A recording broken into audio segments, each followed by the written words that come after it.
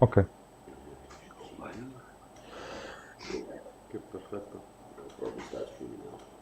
Let's see.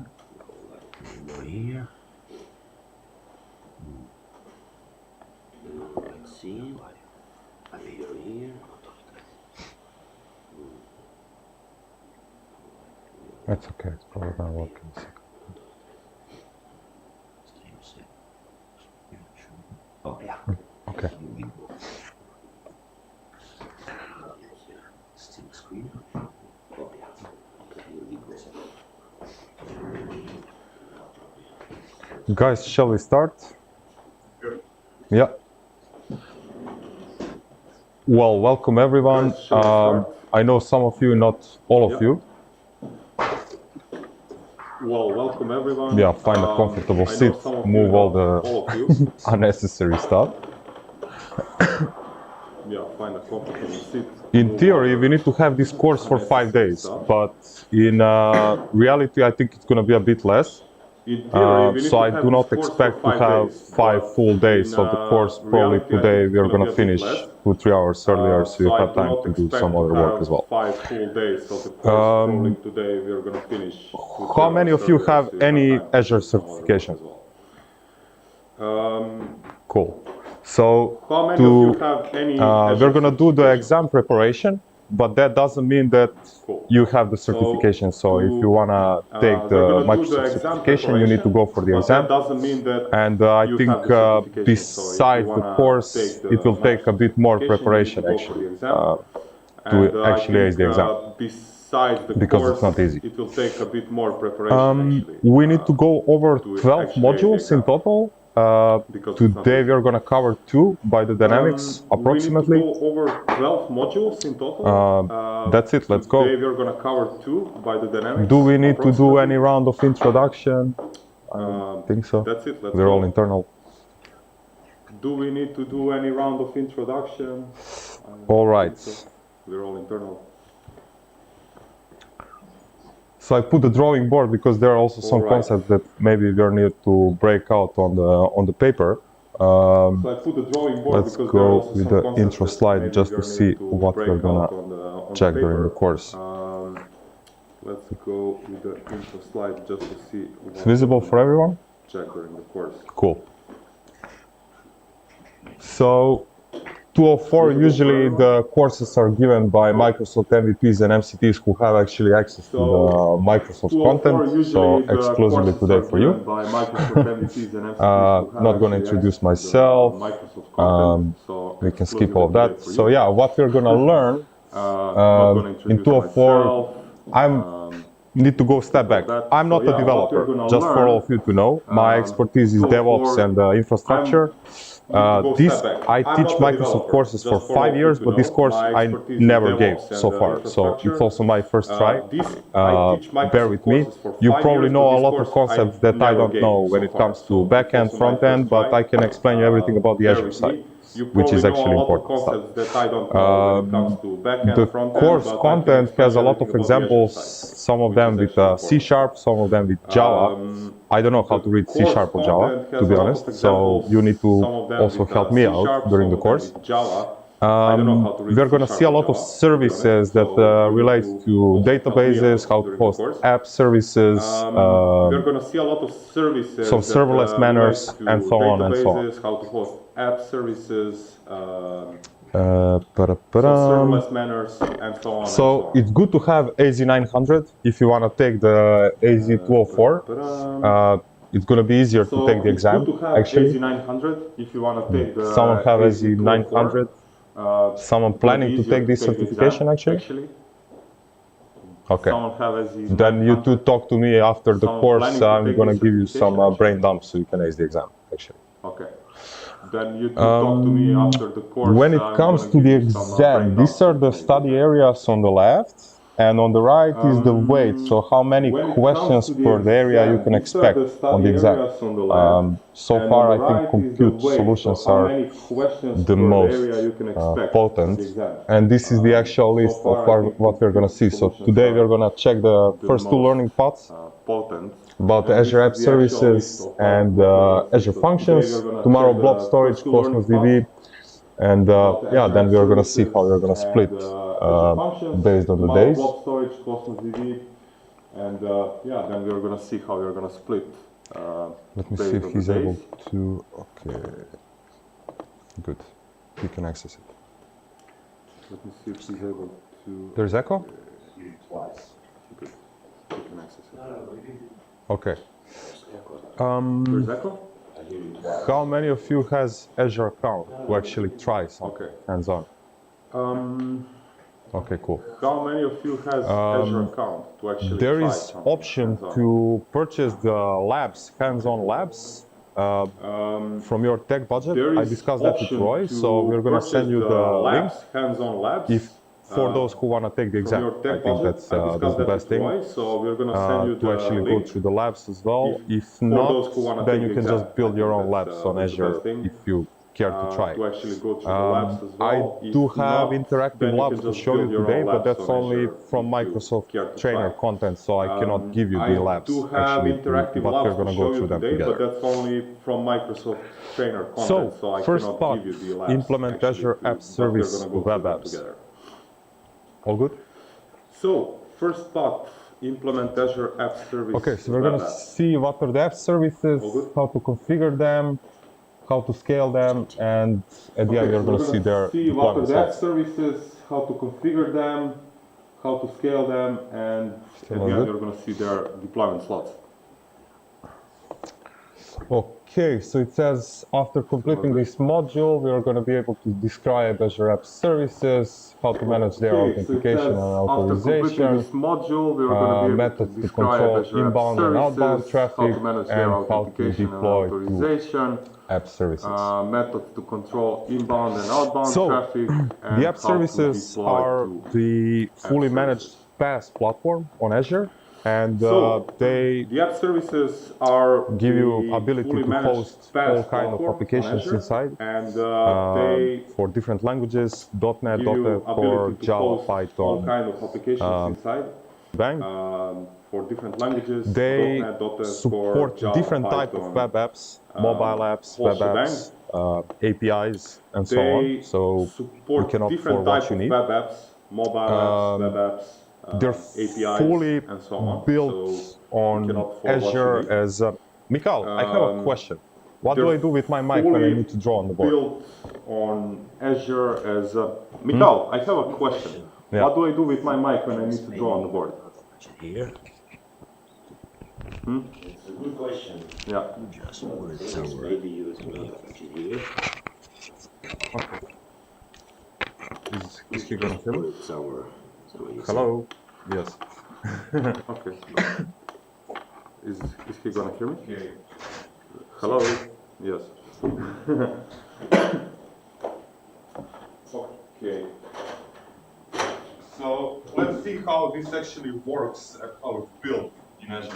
So let's see how this actually works and how it's built in Azure. So this is USA. Let's imagine we have a globe, Europe, so the whole world, and those are also divided. West Europe, North Europe, USA. This is Europe. When you want to provision your app service, you need to start with North Europe, right? So I say, okay, I want my resources to provision your app service, you need to start with region, right? So I say, okay, I want my resources to exist in Europe West because that's close to my app service. How that looks is that we have this bunch of data centers and bunch of servers. So when you create the app service, how that looks is that we have this bunch of data centers and bunch of servers, basically. And app services has something front ends, backends, load balancers, and so on. So your app service is comprised from multiple front ends, backends, load balancers, and so on that Microsoft is managing for you in the background. In those scale units, you don't see any of that. Basically, what Microsoft does, and they deploy all these kind of in those scale units, front end, basically what Microsoft does, they deploy all these kind of data controller boxes. And then you have the front end, bunch of workers. This is the load balancer, this is the data controller, so and then you have a bunch of workers. Scale plan that you choose, which are hosting your app. All these workers for so your app based on the And then when someone makes a call to access your app, it doesn't go directly to your worker, but rather it goes to, for example, the front end, and then Microsoft is managing those calls, and then the offloads that part, and then the thing goes to you. This is one type of app service. We have also app service environment. We're going to see that later. But there are some problems here, as you can tell already, because this infrastructure is shared. So what happens, they have a bunch of these front ends, data nodes, and so on. So if these are those nodes, this is the data node, and so data, front end, and so on. What happens is that when there is a new customer, what's going to happen is that customer is going to get this small part of those nodes, and then another customer is going to get part of those nodes. So you can tell that there are some problems when it comes to, I can move this there if you want. Yeah, let's just move to the wall.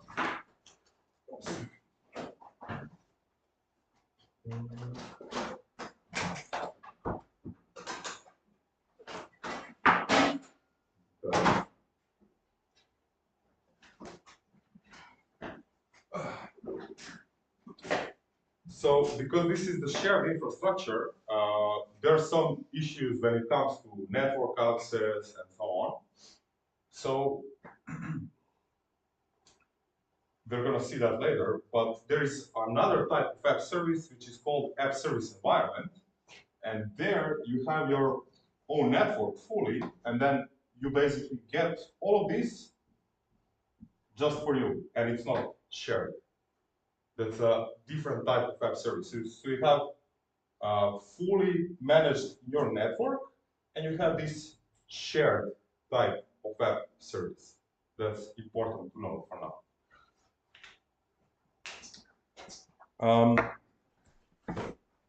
To deploy to app service, you can use, well, Azure DevOps, GitHub Bitbucket, FTP, and so on. With which CI/CD platform you are working? If you do Azure DevOps, GitHub. GitHub, nice. Cool.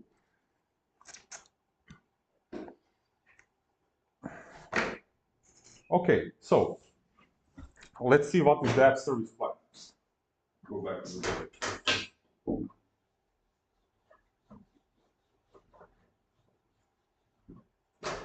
So we have app service and we have app service plan.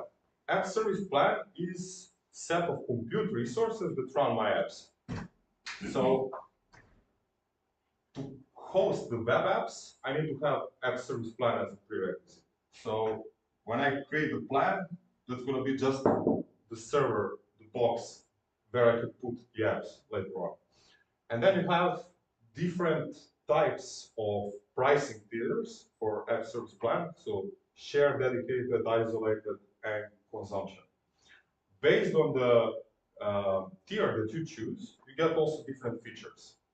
With the free one and the shared one, you cannot do the scale out because you cannot scale compute resources that are not dedicated to you, right?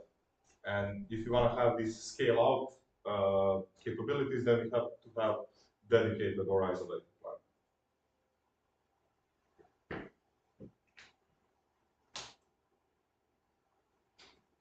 Are you also participant?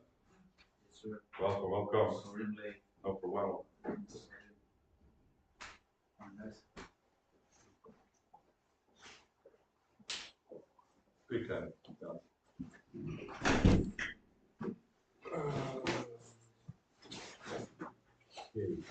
Any questions?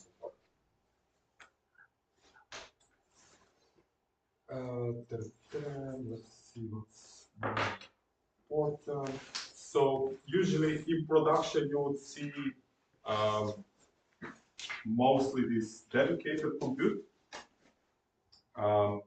For the function apps, later we're going to see also, you can create the also consumption-based plan, where it can scale elastically for you. But because we're on the app services, still. Okay, these are some about the deployments. We're gonna see that more later, but we discussed. So you can use any platform basically to deploy the app service. When it comes to authentication and authorization, so maybe I can do a small recap. No, don't worry, don't worry. Huh? Don't worry. I'll catch up. Okay, so what we discussed so far, we started with app services. I'm not sure if you're familiar with them. Basically, it's a PaaS solution that lets you host .NET, C#, Java, and so on. Mm-hmm. And we discussed a bit of architecture, how it works. Just I'm going to do a short recap. So basically, you have servers which are powering your apps. Servers are called app service plans, and you can stack on top of them the app services. App service has actually that plan has nodes which are like front ends, workers, and so on, data nodes. And your workers are offloaded from that. So these are purely hosting your app. These guys are doing some other operations. It's like a Kubernetes, but a bit different, right? So if you want to have authentication and authorization to your app service, you as a developer, you don't need to do too much because Microsoft has already identity providers that are in place there in Azure. So you can use Microsoft, Twitter, Google, Facebook, all those fancy ones, OpenID, I don't know. And or you can use the SDK to actually integrate your code. I mentioned first time doing this course and I'm not a developer, so doing my best. We are not DevOps. Yeah. So when we want to enable this, what happens is that when you enable this on app service, all these calls that are going to your app, they terminate here at the authentication node, which is provided by Microsoft. And then they say, okay, because it's configured, you're not going to pass any non-authenticated requests to any of the worker nodes before authentication happens, right, at that node.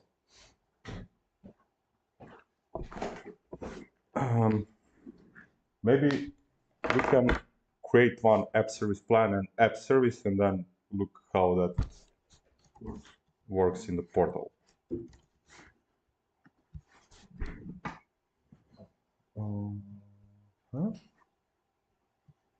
Okay, I need to check with Mikhail.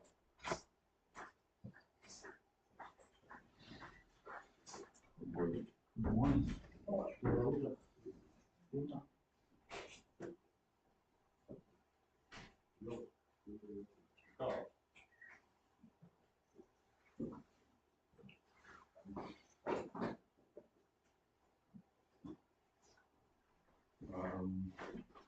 It's showing on the screen, but when I try to, for example, this is not showing up now. You see? Looks like you have two screens. The thing is, what you use, if you will do like this, it will show up now. So when you have presentation full screen, it creates a second screen kind of. Okay. Okay. So to host our apps, we need the app service plan. So we're gonna create that first. I'm gonna zoom in a little bit so you can see.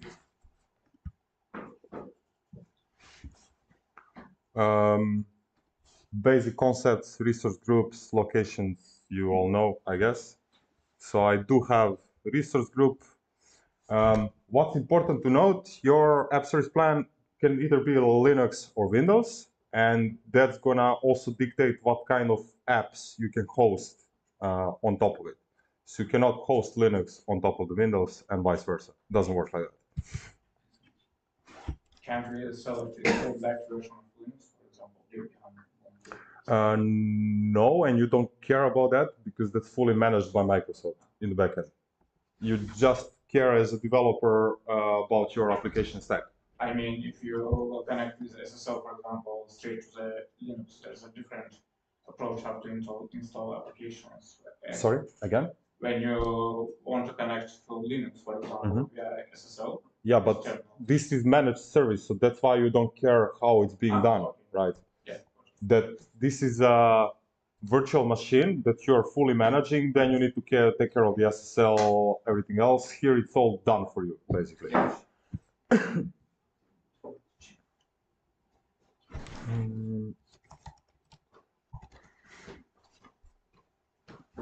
So I'm gonna place the plan as closest as possible to us. And this is about the plans that I discussed. So we have these two views, hardware and feature view. So hardware is going to tell you basically how much it's going to cost you based on the physical hardware resources. Or you can look at the feature view, which is showing what kind of features it has. Every plan has different features. So if you go with the free one, you're not getting SSL termination, all that kind of fancy stuff. But if you go with standard, then you're going to get basically everything that's necessary. I already created the plan, which is the premium P1, and it has all the features. So if you look at this app service plan, it doesn't have much settings, right? It says apps, and this is going to show you which apps you're hosting here already, basically. We're going to talk a bit more about networking in a bit. And then we have scale up, scale out. As we discussed, when you're using free or shared app service plan, you cannot scale out because it's a shared compute. After we have this plan, it's like a server, it's a placeholder, and it's waiting for apps to be created. Later, we create apps and publish basically on the app service plan. But we're going to see that in a bit.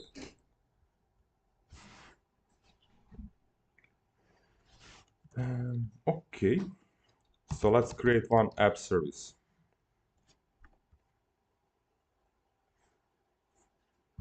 Needs a resource group, needs a name. Sytac AZ204. And then here you need to choose the code runtime stack that you use to develop your application. Which one is the favorite one? Go.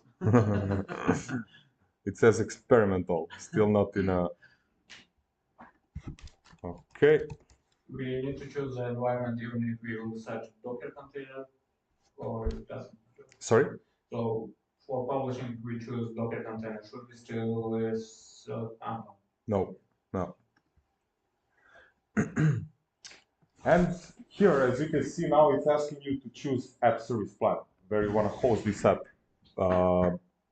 Let me see. So yeah, I created the Windows plan, so it's not letting me to host this there. Let's see if you do .NET, then I look for P1. Okay.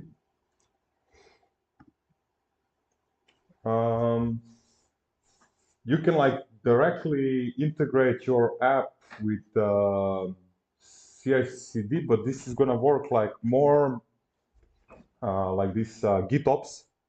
If you're familiar with it, like pulling the content out of the repository. I think people are not there yet, kind of, with the companies in terms of stable flow, like, you know, really state-of-the-art environments are able to pull content from the repository. Okay, now networking. How many of you familiar with the networking? Interested to hear about it? Kind of, okay. What did we get from you, man?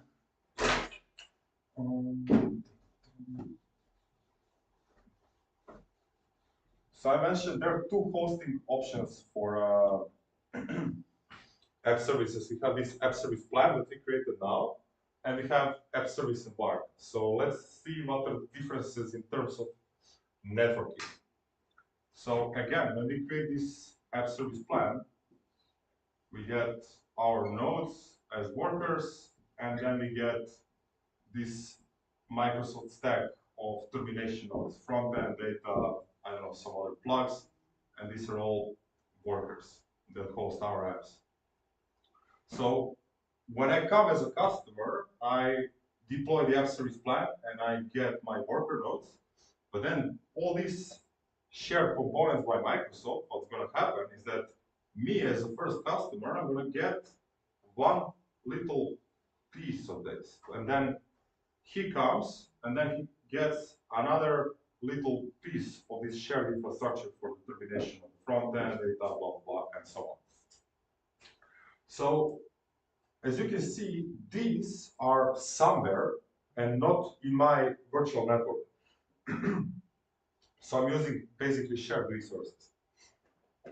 So now, what if I need to access any resource in any of my virtual networks, right? So what happens is that I will provision VNet, and that virtual network has to have one subnet. So this is, for example, /24. Out of simplicity, this is /27.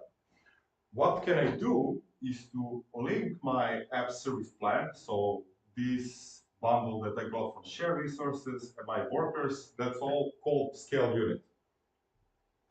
What's going to happen is that I can integrate the scale unit with this subnet for the outbound traffic. So the app service plan can use this subnet to talk to other resources in this VNet or in any other VNet. But this also then introduces some complexity. If I deploy another app service plan, then I need another subnet here, and so on and so on. If I want to access this inbound privately, because your app service by default is publicly accessible, you need to provision something that's called private endpoint. Someone knows what are private endpoints? No. Okay. So, sorry. I know what's endpoint, but Yeah, private endpoint concept is a bit different. So, if you want this to be only accessible to your environment as it should be in banks and any other more secure environments, what's going to happen is that you can provision private endpoint. So this is our app service plan. We host the apps inside, and then if this is the app one, what can I do is that in one of the VNets, I will provision the subnet in the different marker, and I can create inside private endpoint. That's going to be nothing else than network interface card that has one-on-one mapping with my app, and this gets the private IP. right. Yes. So then I can talk to that private IP, and it's going to route traffic to my. But you see what's the problem here? Every time I get a new app, I also need to provision another private endpoint. So management overhead. When this grows, I need another subnet. Different approach would be to create something called app service environment, where all of these, you don't have any more shared components, but it's all ingested in your network. And then you don't deploy app to app service plan anymore classically, but with the app service plan, you target the app service environment, which is not fully in your network. That's a bit different. I'm gonna look for a marker.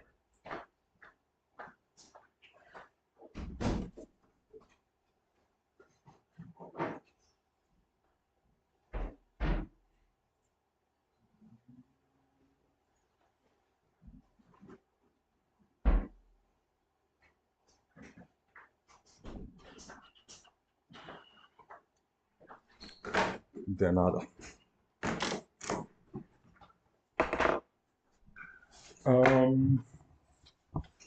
So here under networking, when you say enable public access, this means, well, we're not going to put any access control list directly on the app, but it's going to be available publicly. And this enable network injection, that's about this outbound traffic. Will this app service plan inject the traffic directly to the outbound, so it will be able to talk to the other resources? You can obviously configure all of this later on as well when you provision your plan. And app service. Okay.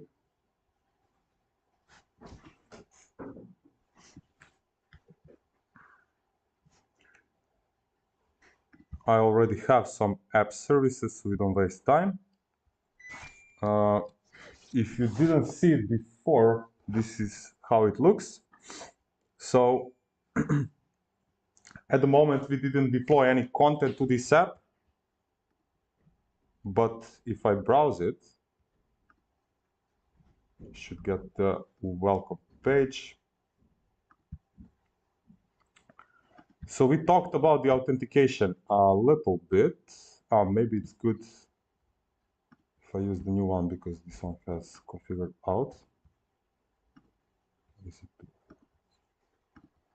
Yes, so I have application where I require authorization with Microsoft. So you can see that it already uses that identity provider and it redirects me to sign in. I didn't add any SDK to the code. Only thing that I did, can you see properly on the screen? Yes. So under settings, we have authentication.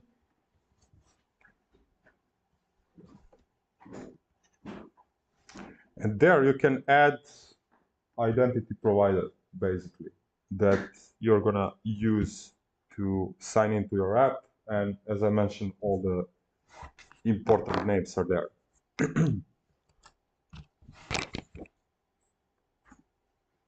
So that works actually as a basic box here. Out of the box, yeah, totally. Can you also use a custom identity provider? Sorry? Can you also use a custom identity provider? Yes, yes. You would need to deal that with, so let's see. You have, shit. You have OpenID, Twitter, Google, GitHub, Facebook, Apple, Microsoft. And I think you need to check, but you will probably need to integrate if the custom one is being opted for in your code. It's not going to work out of the box like with the other ones. Probably need to use some SDK or Maybe with OpenID. yeah.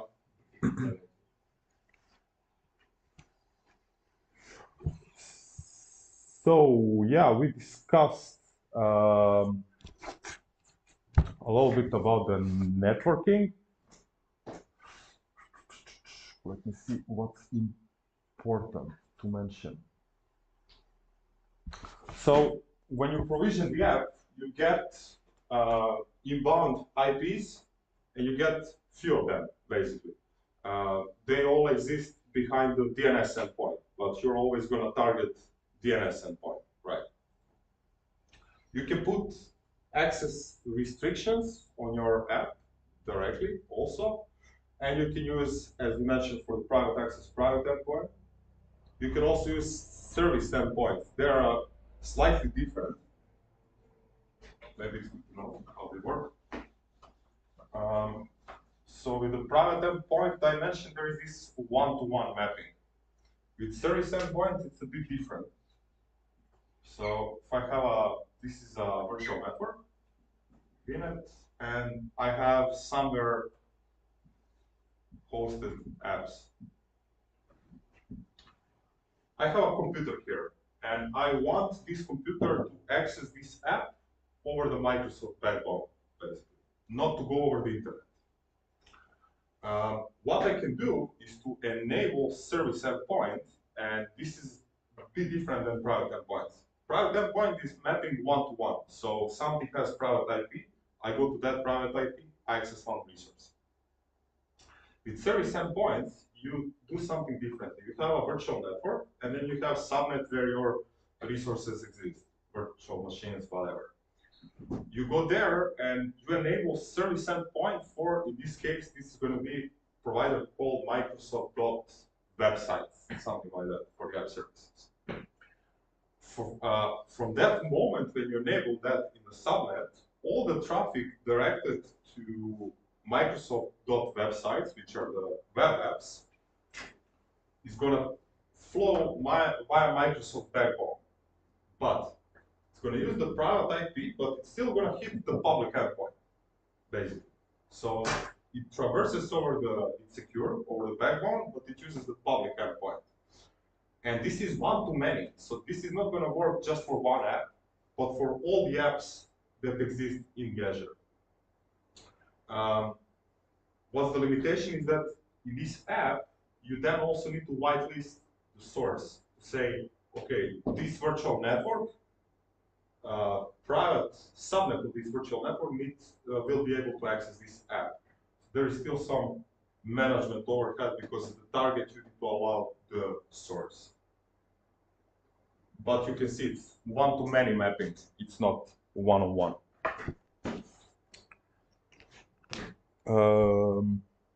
Okay, we killed already 1 hour. Coffee break or something? Yep. Be my guest. How you doing? Doing good. Long time no see. Yes. Tell you where it's from. Almost. Almost. Where are you living?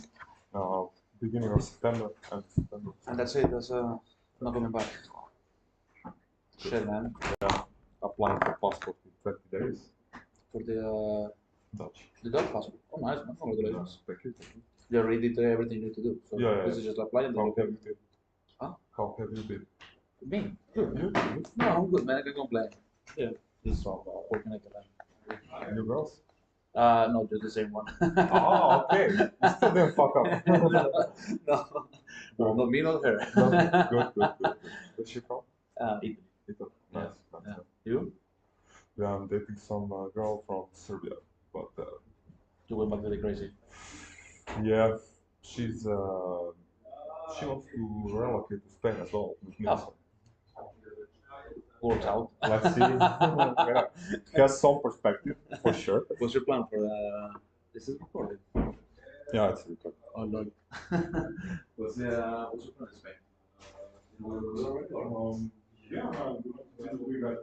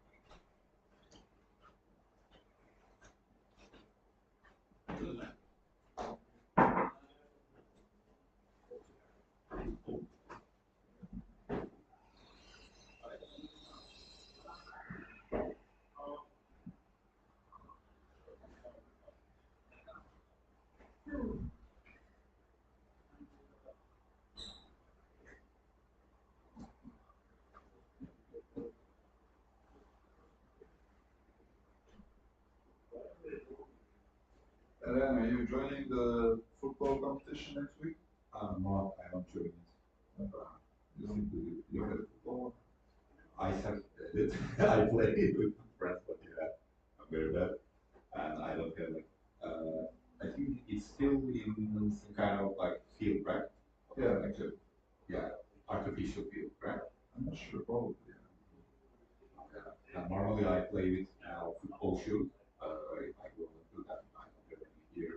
And also I suck, so I feel I depend on that. And you're joining, right?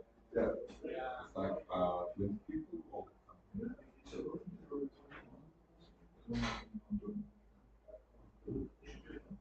Yeah. You do the mantra? Yeah, I will do it, but I need to warm up. Yeah, train. Definitely. I just checked yesterday. I haven't gone for a run since July last year. Oh, you're still not okay, like. Well, I mean, I can do 12 kilometers, it's not a problem, but I will be, if I don't do any preparation, I will be really sick the next day. Yeah, say like. If I go for a few runs, I think I'll be fine. Last year I also did 12K, but I had better preparation. Oh, yeah. I didn't have any issues the next day.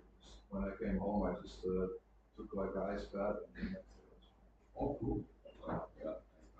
So, do you have something like? Did you just put ice in the bathtub? Ice cubes in the bathtub. Nice. So, how is the trend? Like, is it very challenging or? It's not that difficult. It's mostly just kind of like the start you have is kind of hill, and then the rest is more or less just flat, and then you have like this obstacles, like you have to go like under monkey bars and all kinds of things. You have to climb over like wall. And There are some mud sections or sand sections. I don't think there are any sand sections, but there's some mud sections. There's some place where you need to cross like a small Mud pond. yeah, like a pond, something like this. And there's a part where you drop down into the water and then you need to swim a little bit, like 50 meters or something, and then it's quite fun. It's not really that challenging because you have all these obstacles, and usually you need to wait a little bit because there's a little bit of a line at the obstacle, so you run a little bit and you wait so you can catch your breath and then the obstacle. So you have time to like take this rest a bit. Yeah. I think last year we did 12 kilometers in like 2 hours or something, so 6 kilometers per hour. It's kind of like walking speed. Yeah, nice. Yeah, the pace is quite. Yeah, the pace is it's not that high. It's not like a run, but it's quite fun. And it will be in June, so I'm assuming likely it will be a nice weather. So, Yeah, last year I think we did it in May, but the weather was fine. It was not too hot, which was good, I guess, but it was also not cold. Because if it's cold and it's like you're in the mud and water, it's kind of shit, right? But yeah. I don't think it'll be that cold. I mean, I did some hiking like 2 weeks ago, but at least 10 kilometers per day. In some, hills, mountains, and No, nothing. nothing. So I think it was quite a bit training, Yeah. but still I was just walking, like not in the running speed. So I need to train for running too.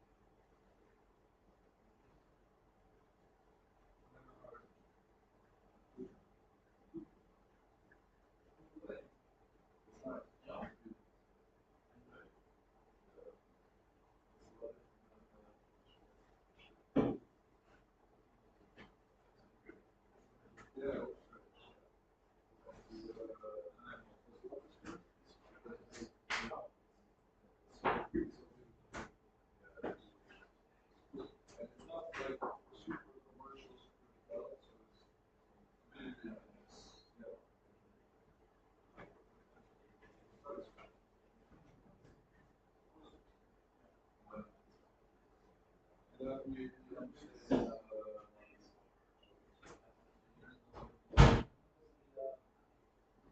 was the original idea, but it was kind of hard to get the idea from basically what the like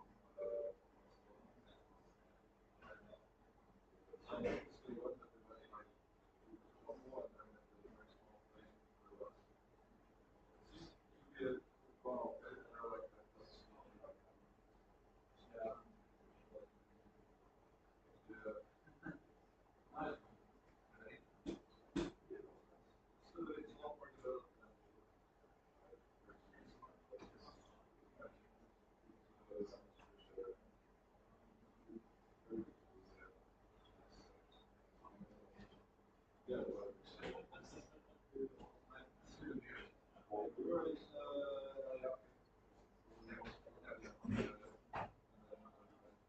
it's not more developed than you were ending up with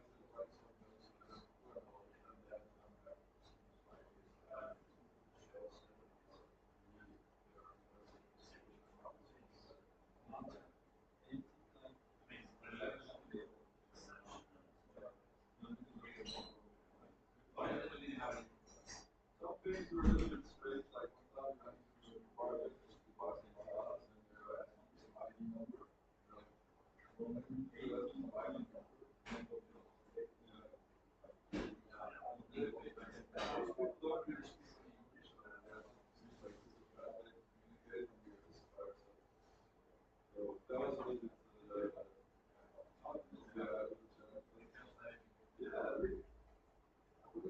I didn't really know what to expect.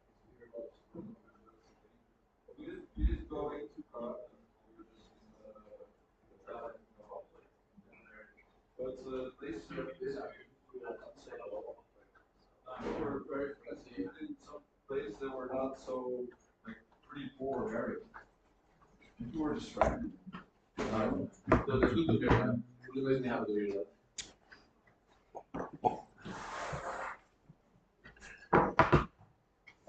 You don't mind the not bother you. Always let me know. I like dogs. This time I didn't bring the noise today.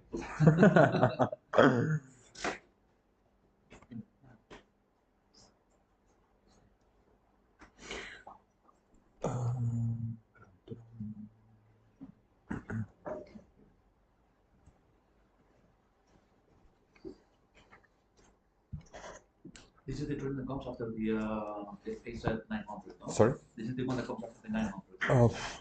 Yeah, all of them come after 900. That's the foundation one. Yeah. These developer technologies. I don't think it's necessary to have the 900 to take this exam. Okay. So you can still take it. Okay, small recap. So we looked what is app service plan, what are app services, some basic architecture, bit of networking, how to enable authorization and authentication. Authentication and authorization. So let's imagine we have our app deployed now to the app service plan. We wanna see how to utilize, for example, now SSL TLS certificates, how to enable the logging so you can see the traces, telemetry of your app, what's happening, there are any bugs, and so on, and how to use deployment slots. This is a very important feature. We're gonna see what they are. So your app is utilizing settings. These can be equivalent maybe to environment variables in a system. It's just that you're not configuring this inside the app of your code, but rather we can utilize application settings from Azure. So if I create application setting, it can be already for some predefined setting that exists in Azure that they tell you that you need to configure. For example, VNet route all. That's going to be a setting that's telling you to your app to route all the traffic through the outbound VNet. Those are default ones. But you can also create your own settings. The best one would be to relate, for example, to connection strings. If you need to utilize the storage or something else. So if I create storage account connection string, that's the name of my setting, and I put connection string as a value, then I can reference the name of the application setting in the code, and that's going to fetch the connection string, actually. That's how it would work in a nutshell. So you can edit it through this fancy portal, or you can also use JSON schema, which is available for the editing. Let's see how that looks. You just have the presentation. Yeah, trying. Okay. So under app, we have, just find. Configuration on top. Properties, custom authentication configuration, yes.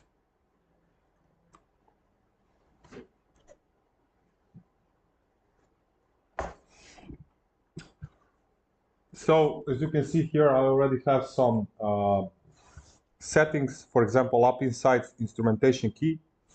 This is telling which instrumentation key to use to send the telemetry to the application insights, so I can see all the traces and everything else. So let's discuss some problems here.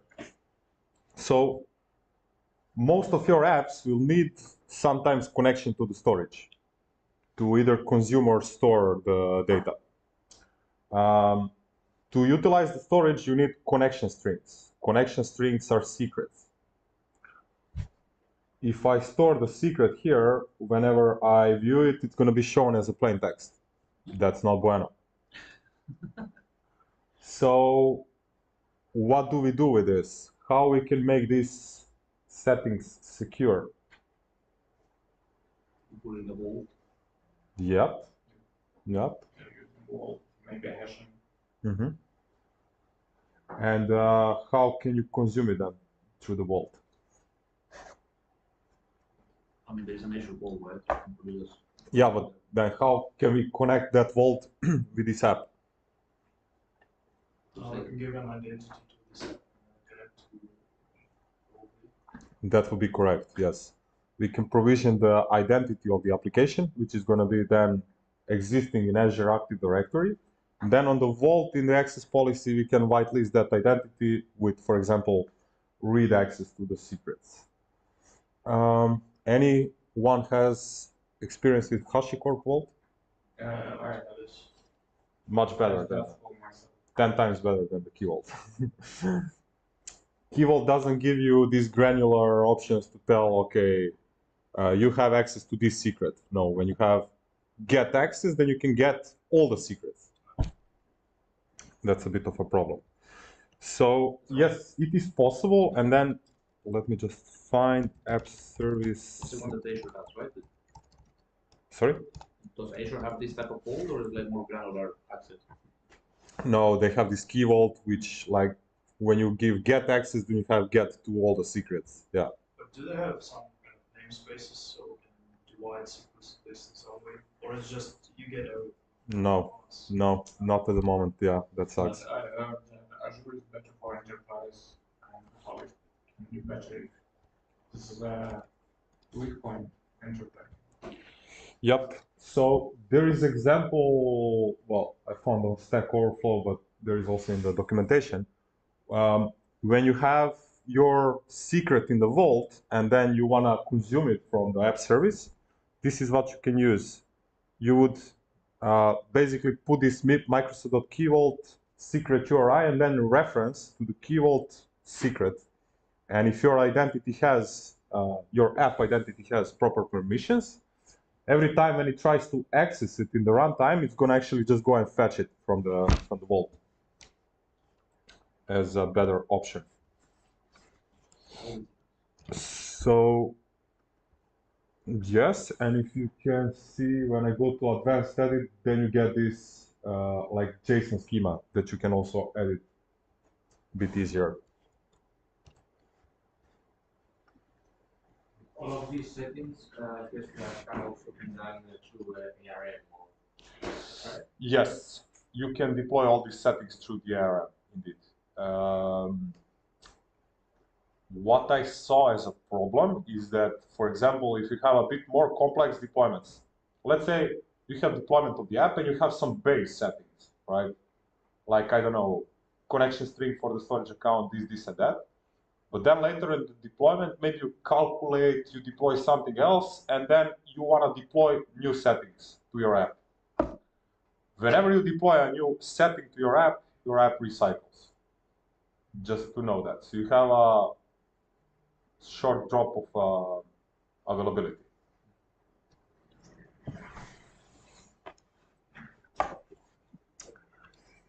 Next to application settings, we can configure all this fancy stuff, like always on, for example. Always on tells your app not to go into the idle state, so it's gonna always have some pre-warm workers to accept new incoming requests. Can enable debugging, check incoming client certificates, and so on and so on. Because some applications and websites, they do not start in the root, like like on a Linux. Maybe they start in another directory. You would need to use this path mapping to tell the application in which directory to initialize, actually. That's good to know. So there are a few type of logs that every Azure resources generates. By default, every resource has its own default metrics, such as CPU, memory utilization, and so on and so on. But you can also enable something called diagnostic logging. Like, those are a bit different logs. What happened with the resource and its own operations? Was there a shutdown or, I don't know, some 403 errors inside, etc., etc.? Then you can send that to the log analytics, and application insights can also consume that to visualize that in application maps or however you like it. So these are different type of logs basically that are available to the app service, and you can either utilize them directly from the app service or stream to some, I don't know, event hub or external Splunk where you want to aggregate stuff. As you mentioned, we can enable SSL TLS, and it's very easy. You just go click on and you upload the certificate and the chain that is necessary to validate. There are some cool services for load balancing that can actually, when you enable SSL, what they do now, very modern, they go procure certificate for you and they manage it for you.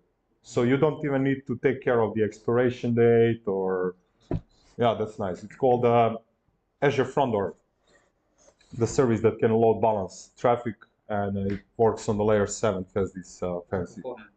Sorry? It's a component you put in this. No, Azure Front Door is geo load balancer that also works as a web application firewall.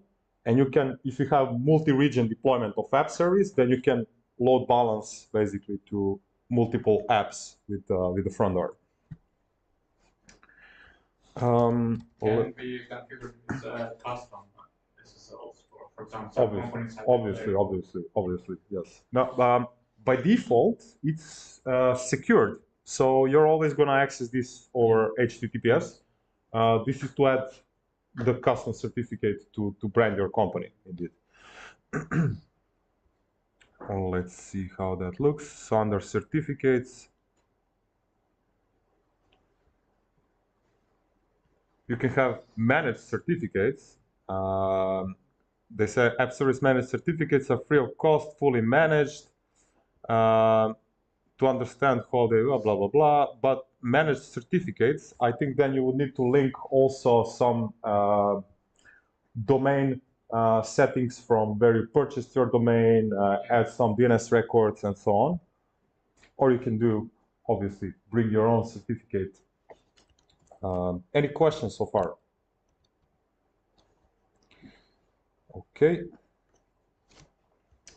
Then we are going to talk a bit about the scaling of the apps. So it's important to be able to respond to the amount of traffic that we receive. I think all of you are very familiar with that. So we're going to see what kind of options we do have when it comes to scaling. So shared and free plans, you cannot scale out because it's not dedicated compute, but more serious app service plans you can.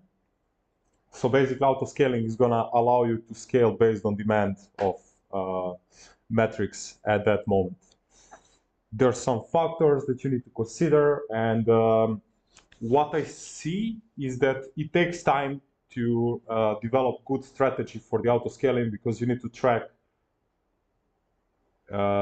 historically how your app behaves when you have peaks and so on, to be able to create good thresholds, right? So I want to add 5 workers when the CPU goes for this much. So it's something that needs to be refined, basically, continuously. But yeah, these are some of the metrics that you can use: CPU, disk, HTTP requests, and so on. So to enable it, basically, we will just enable the auto scaling and then set the conditions that we discussed now, like if CPU hits this percentage, then I want to add this many workers to my pool, and when it decreases, then please remove this many workers from my pool. Simple as that. Some best practices. It says ensure the maximum and minimum values are different and have adequate margin between them. So you do not want to say to your app to scale in and the scale out when the CPU is on 50%, because then it's not going to know what to do. It's a weird one, right? Choose the appropriate statistics. Yeah, that's what we discussed now, basically about the history. Let's see how would that look like. So to configure the auto scaling, we are not configuring this on our app service level, and that's basically important to understand. We do this on app service plan level, because that's the actual server hardware that's being scaled. But as you can see here, you're going to have the shortcut scale out, and then it says app service plan, right? It's not app service. And if you see, it's basically also changing here the logo, which is showing the app service plan now. And there we can configure the auto scaling. Scale based on a metric. Scale to specific instance count. Very depends what you want to do. And as you can see here, you can add these conditions. So you can add multiple scale conditions. It's important to analyze basically your environment before you do it.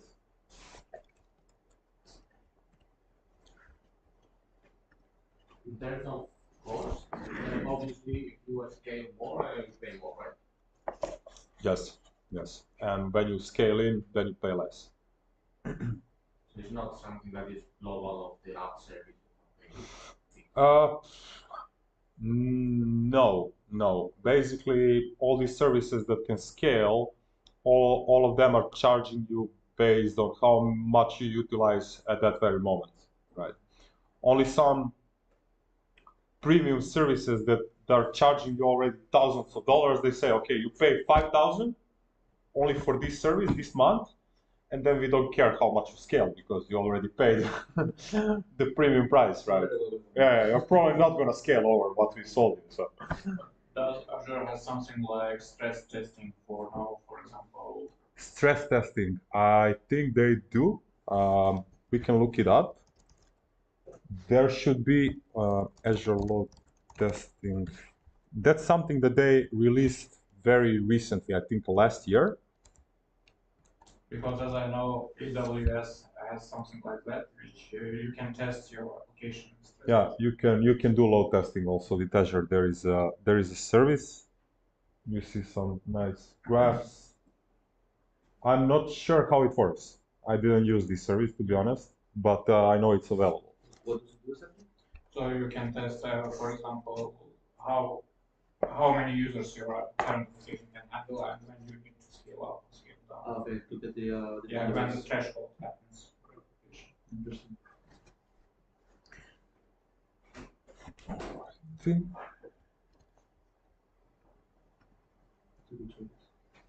Yeah. Deployment slots. This is very important feature. Let's see. So let's imagine this. We develop new version of our application and we want to release it to production. You don't want to deploy directly to production. Usually it will go through DTAP, dev test, acceptance, production, but what app service gives you is another cool feature. So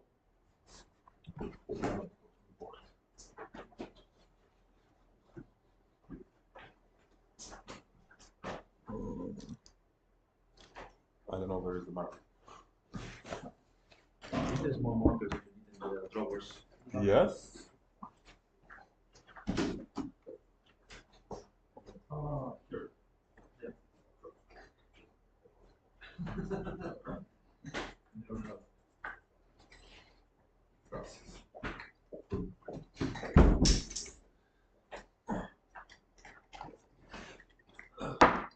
Okay.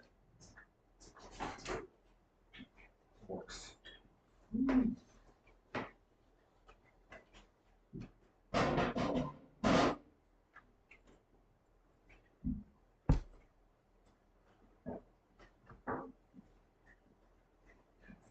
So this is our application, and deployment slots give us ability to have these two completely isolated environments of your app running at the same time in the same application.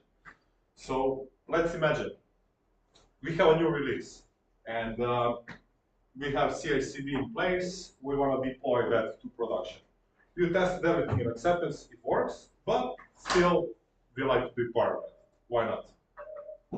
What you can do is, instead of targeting directly production and maybe fucking up your app, you can deploy to this staging slot. So now your production is still working, but you have in the same app instance of your new content of the application.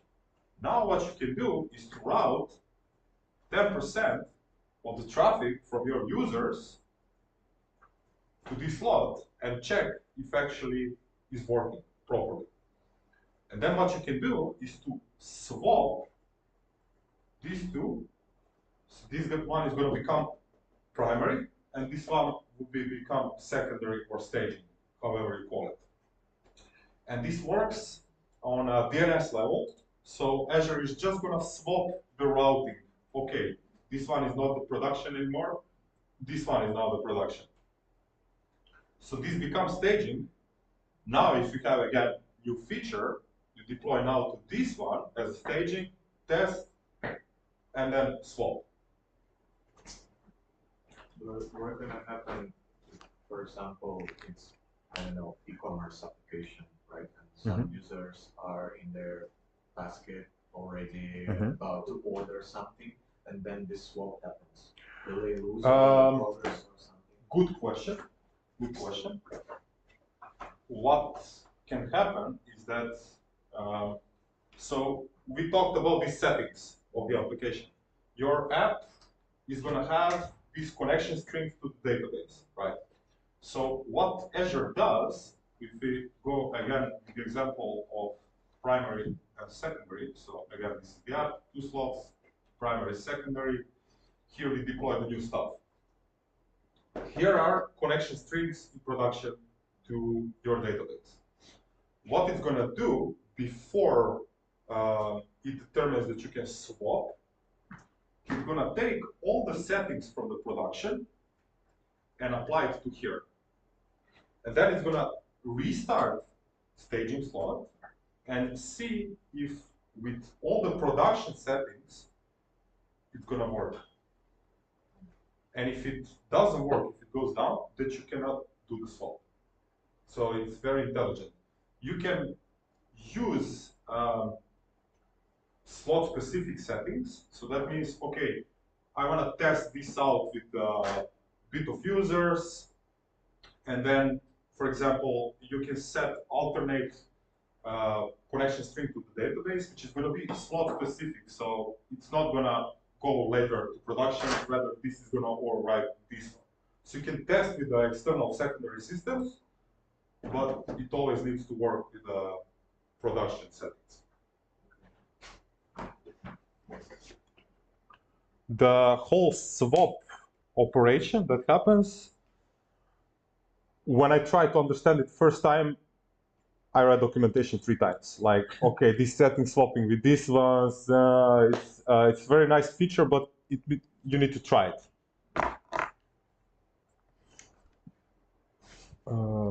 Okay, slot swapping, yeah, we discussed all of this now. We can check how it looks. So to have these deployment slots, you again need to have app that is hosted minimally on app service plan standard. Otherwise, you're not going to have these features. They're here on the left. Deployment slots. And then I can add the slot here. Staging. And then I can tell it to already take all the settings from my primary.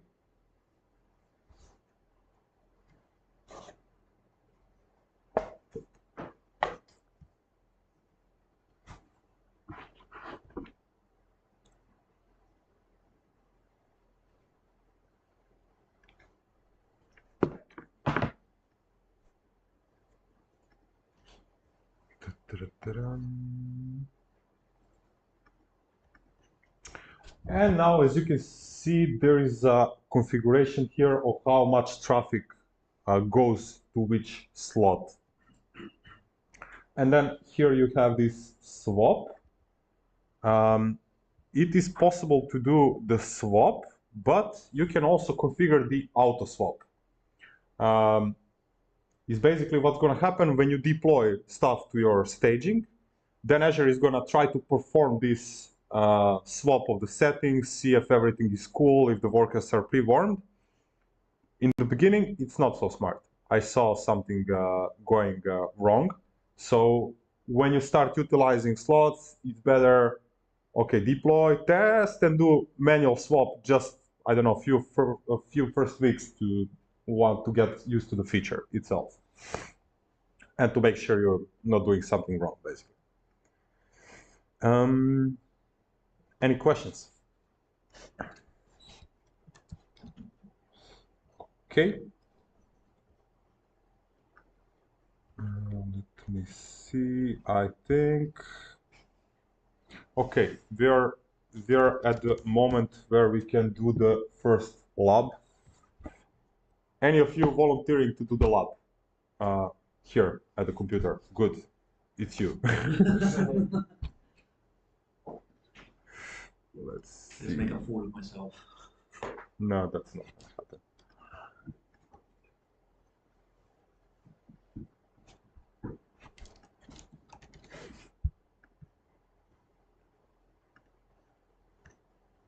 Go, Lord.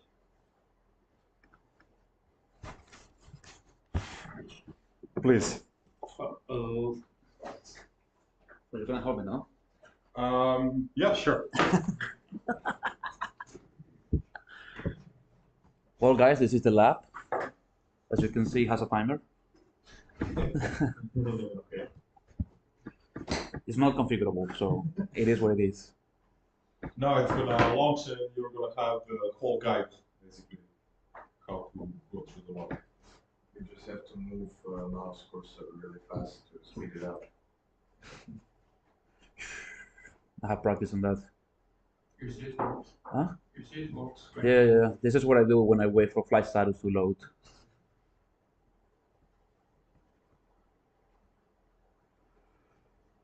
What is the lab about? It's about what we discussed. Okay, App service. clear.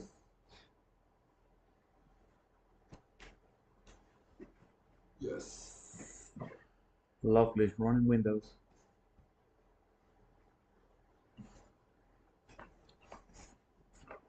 Okay, so here you have this lab guide, basically.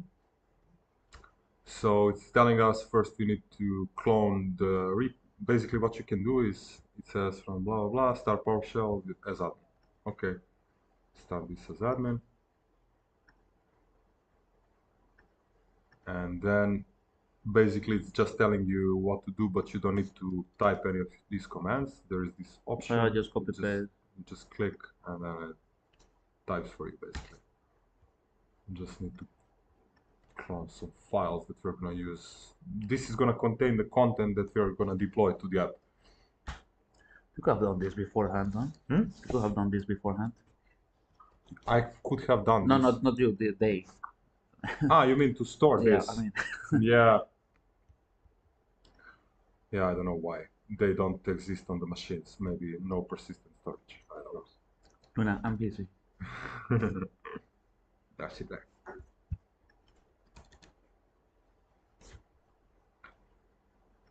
Okay. Wait, we missed one, right? The expand. No, it's here. Ah,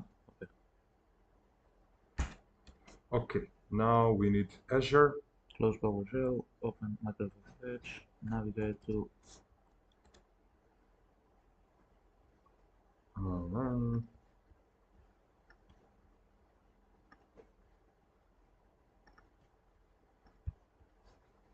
the rest you can do. let's stay signed in. Yes.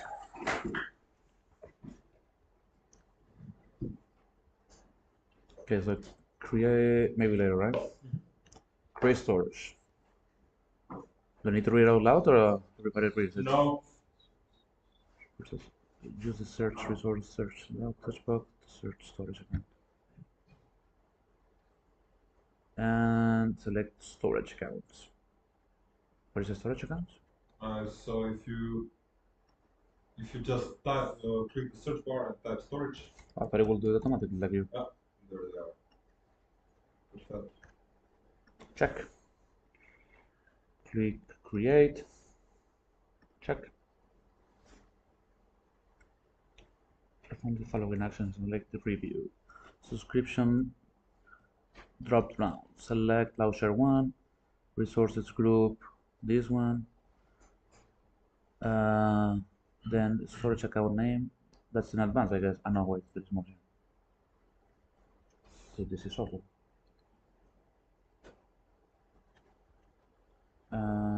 Which name do you put? You store your name.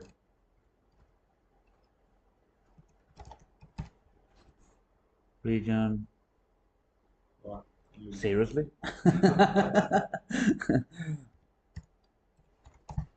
Man, I was at one meetup. The guy just did this at the keyboard random, and it was taken.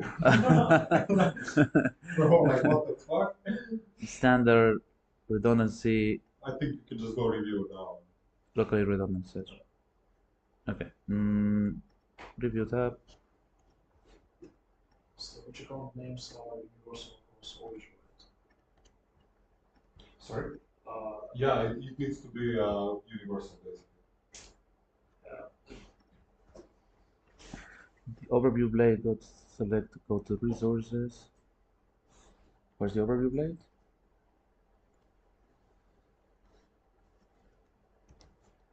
I need to wait for this to finish, I guess.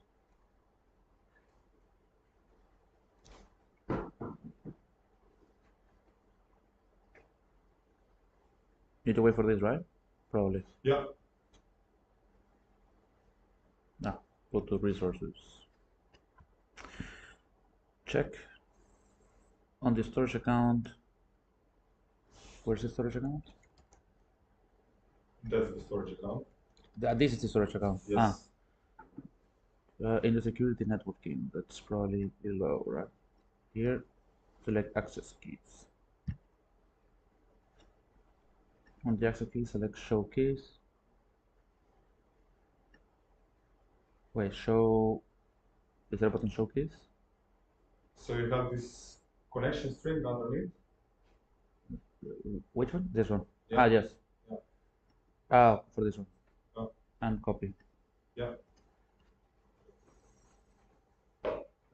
Open the notepad. How do I open notepad?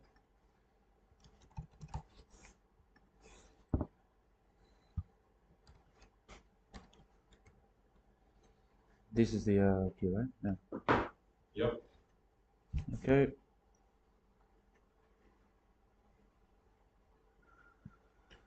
Okay, so on storage account blade, data storage, containers.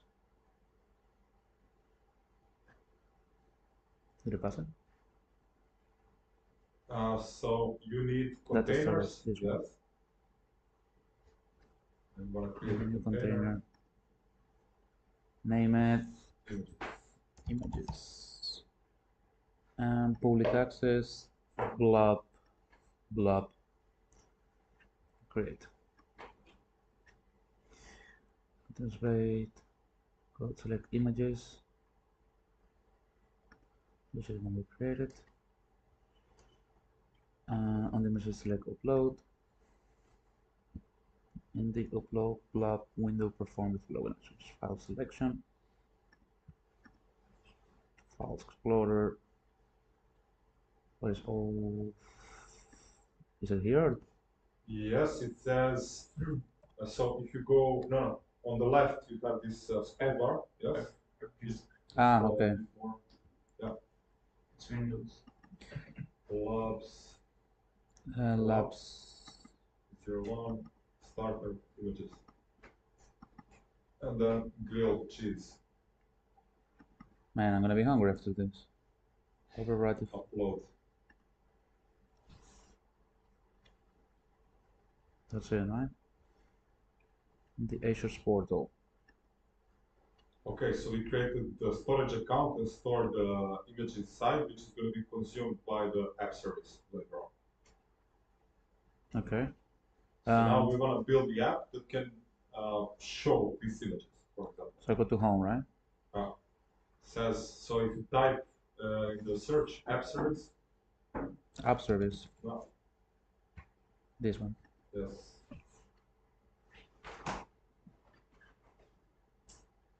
Great.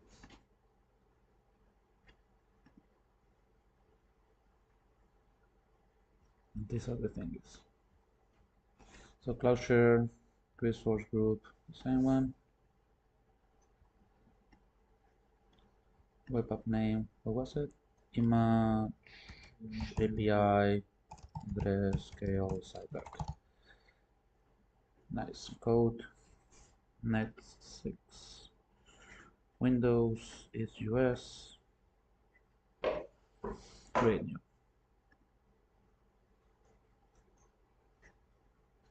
Great.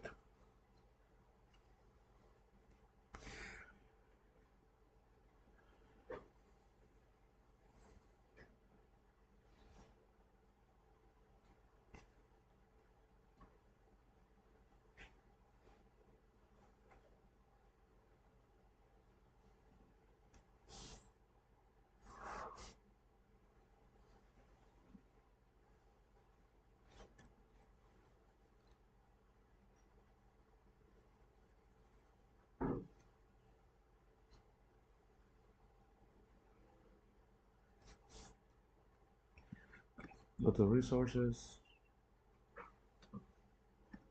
Now we need to go to monitoring, right? But that's not here. That's still on the. So you need configuration. Yes.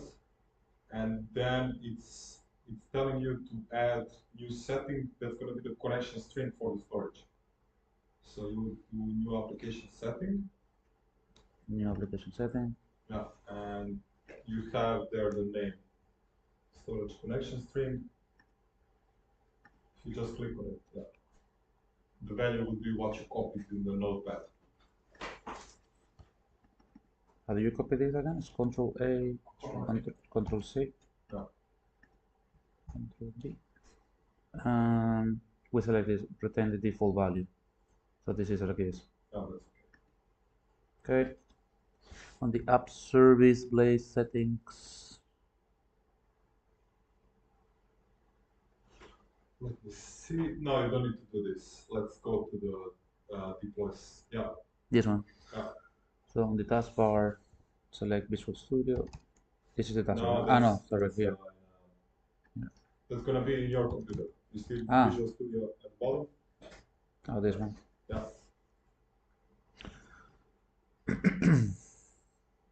Open folder. Go to F. Opens. Labs. 01. Starter. ABI. Select.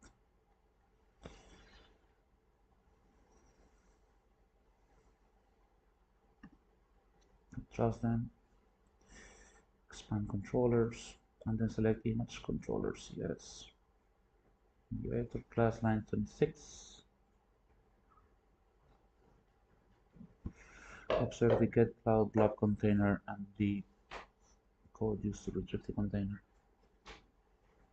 Wait, where are we? Here. What do you need to observe here? Observe the get cloud container. Okay, now developers, we need help. You also develop. What you need to do? Yeah, it says only observe, but if someone knows to read C#, you can help us. I can read it, but I don't understand. What does it mean observe? Yeah, in a sense, like this block created the method that's gonna retrieve basically the container from line 26 to 32. Observe the method and the code. But do I need to do something or just like see like, No, oh, this is what's happening? No, it's just for service. Okay, create asynchronously block container. Okay. And then on line 36, observe get method and the code used to retrieve for blob asynchronous from image container. Check its below container.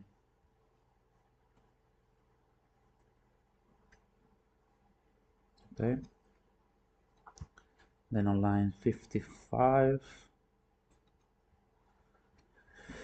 observe the post method and the code used to persist the uploaded image storage. So still basic container, name, it's client, and then unlocks the image. What does this mean? They created, this is just a response, I guess. Yeah. Okay. Nice. Okay, so open terminal. I have one open already. How do I? Yeah.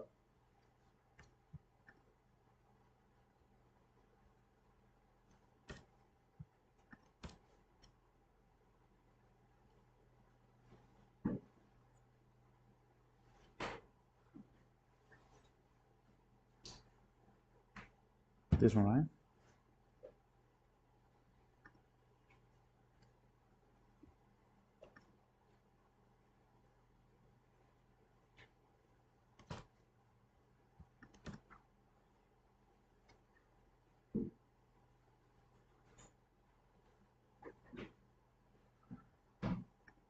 Okay, so what we did is to list the web app, and now it like uses the query only to query the ones that start with a particular name. This is just for showcase. It's going to return the same value.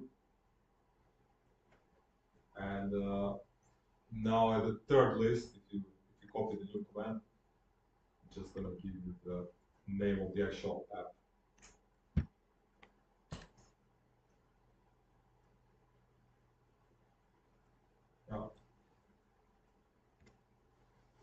Enter the following commands. Select the enter directory.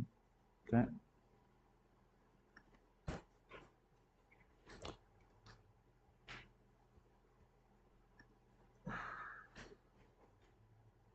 Yeah, now you will need to replace the, you see the name, it says name of your API app. That's gonna be what we got as the output in the previous command. This image app, this. Yeah, so do that.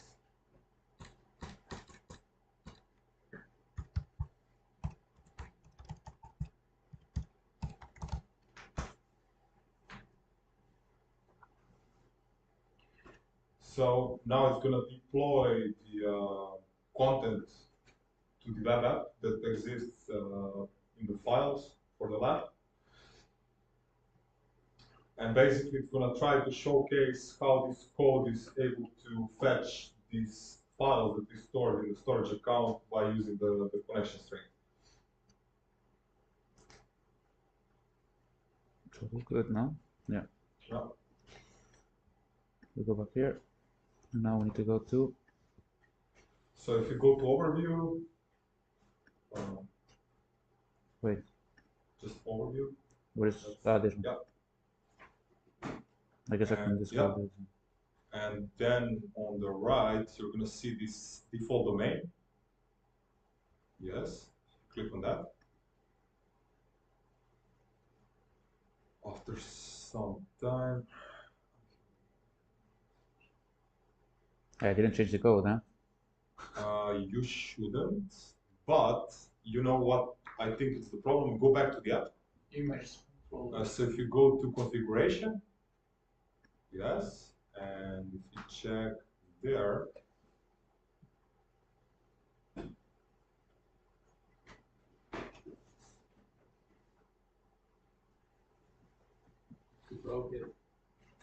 Classic. Classic.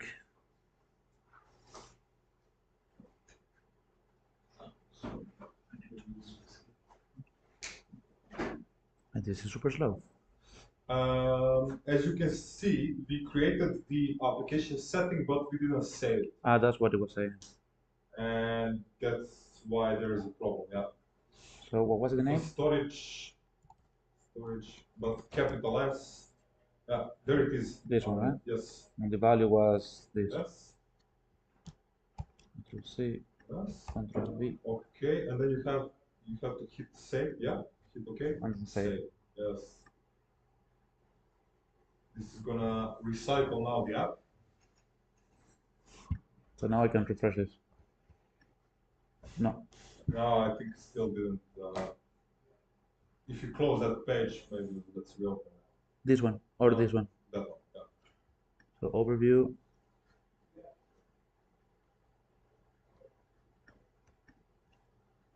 Okay, so it's basically showing the URL of the grilled cheese that exists in the storage account. Yeah. So basically it's showcasing how to utilize this application setting to be able to access external resource, which is the actual storage account. Right? Okay, I think there is more in the lab. Build a front-end web application using Azure Web Apps. Should we do it? Someone wants to replace Please. this guy? Me? Someone. We're like 12 people in this room. Thank you, guys. Thank you. Hope you learned something. Build a front end. Okay. Do I have to go back to home? It says Yes. navigation. Yeah, you can. Create a resource. And the create a resource. That.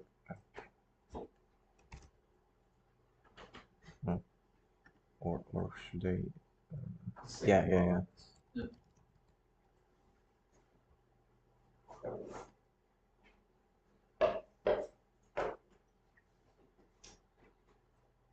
This one, right?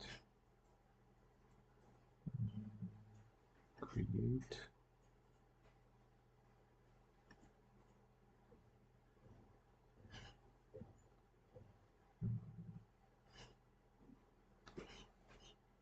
The So basic. Select the resource group first. Uh-huh. That one. Yeah. Name. IMG web your name.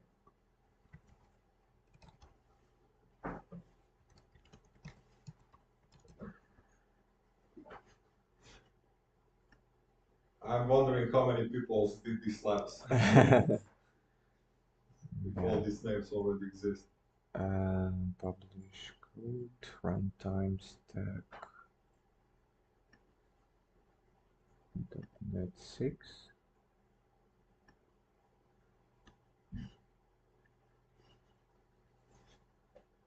I thought it was really running locally with like US. Sorry? I thought it was just like Windows locally brand. I guess it's not. Oh no. Oh, it is this one, right? So Yeah. it's okay. You can just go review and create.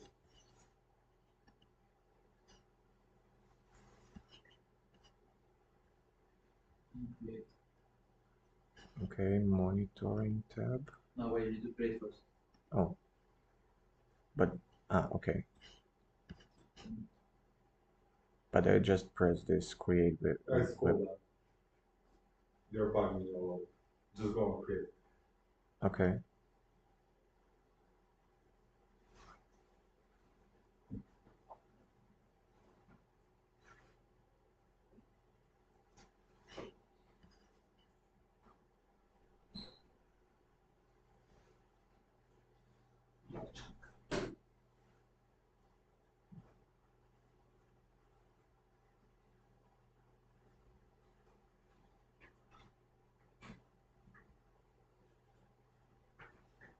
Go to resource, right? Yeah. Okay. The app service. The settings.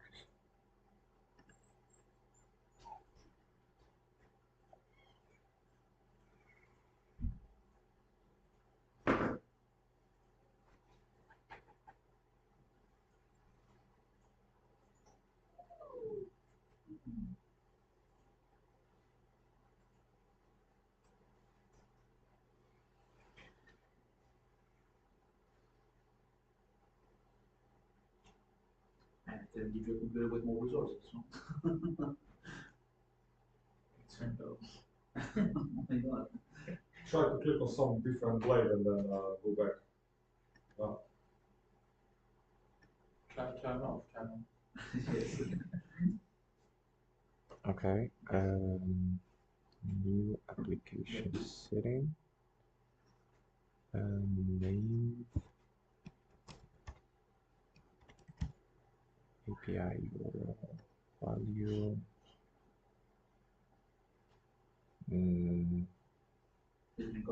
I didn't copy anything. Yeah. This lab. I think. Is the URL of the app? Yeah, that's gonna be maybe the previous app. I think. So the one, the second tab. The one that we built. So if you go to, there is a second tab in the browser. Open. Yes. This one? That one. Yeah, if you copy that. Okay.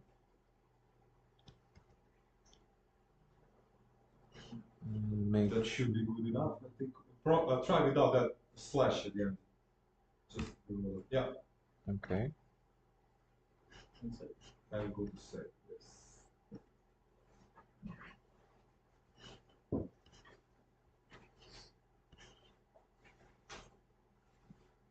Deploy.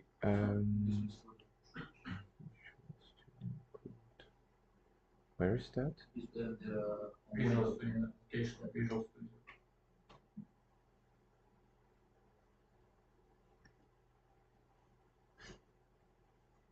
no, not even full. Wait. There is. F The last one. Well, Oh, Yes. select folder. Yes. Expand the pages.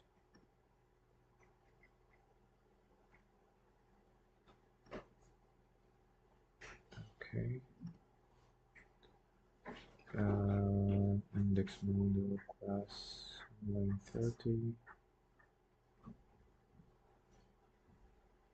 Observe the onGetAsync method and the code used to retrieve the list of images from the API. Okay, it does something.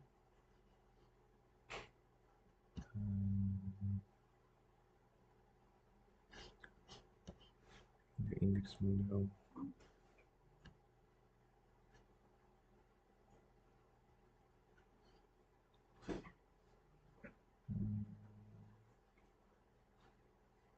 Redirect.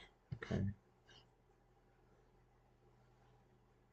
Windows terminal. Open command prompt.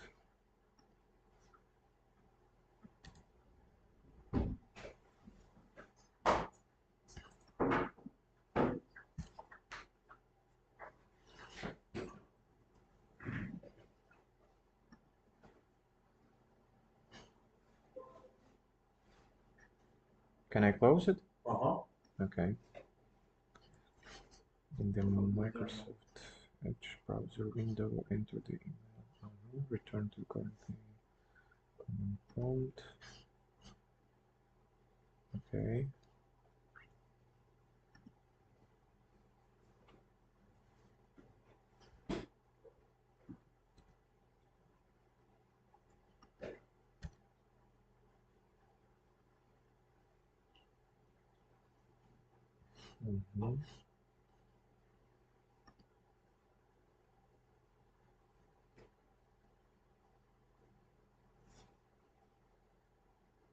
You should listen all the applications you can research. Starting with the name image web. Yeah. Try that. So just hit enter or okay. It's the same command like the previous one, just use filter within the query to list the Okay. To not show all of them, but just with the okay. image web.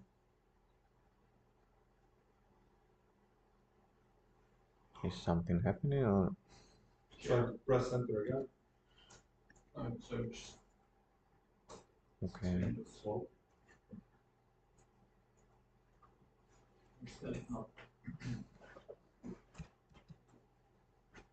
Control C.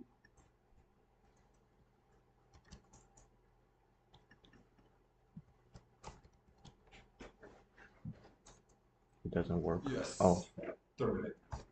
So if you then copy just the next command. This one? Yeah. Okay.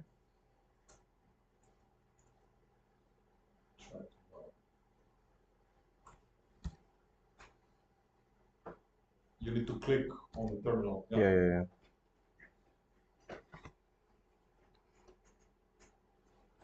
Okay.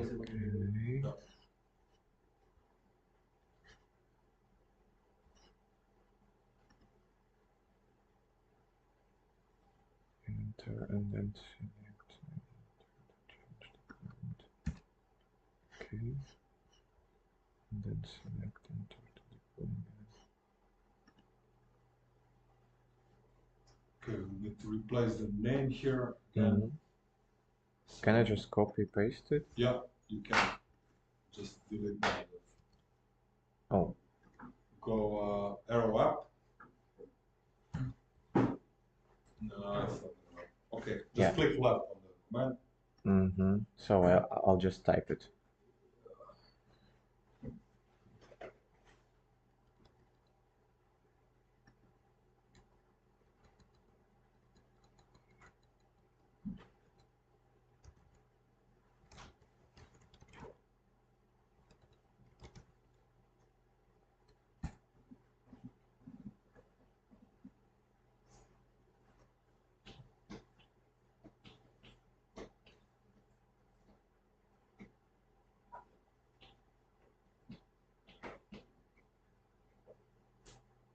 Resource groups.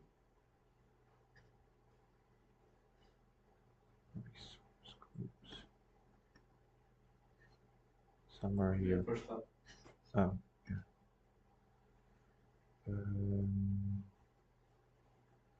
Where is it?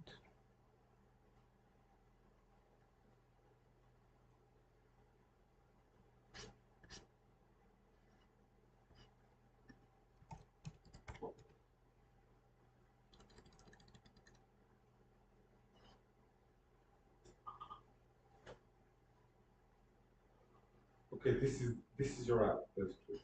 Okay. Previously, select browse. So it asks you to go to the overview. Ah, overview. Yes, Okay. and then you click. There is a browse. Okay. Yes.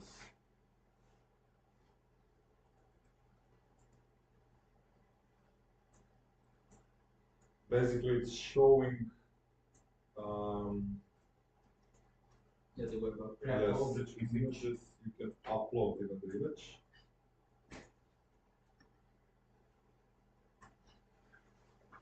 Let's do this darker. Yeah, choose any.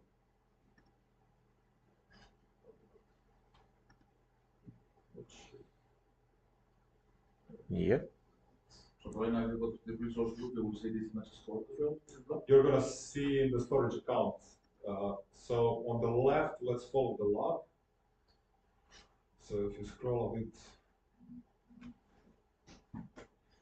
Yeah, but where is this resource groups?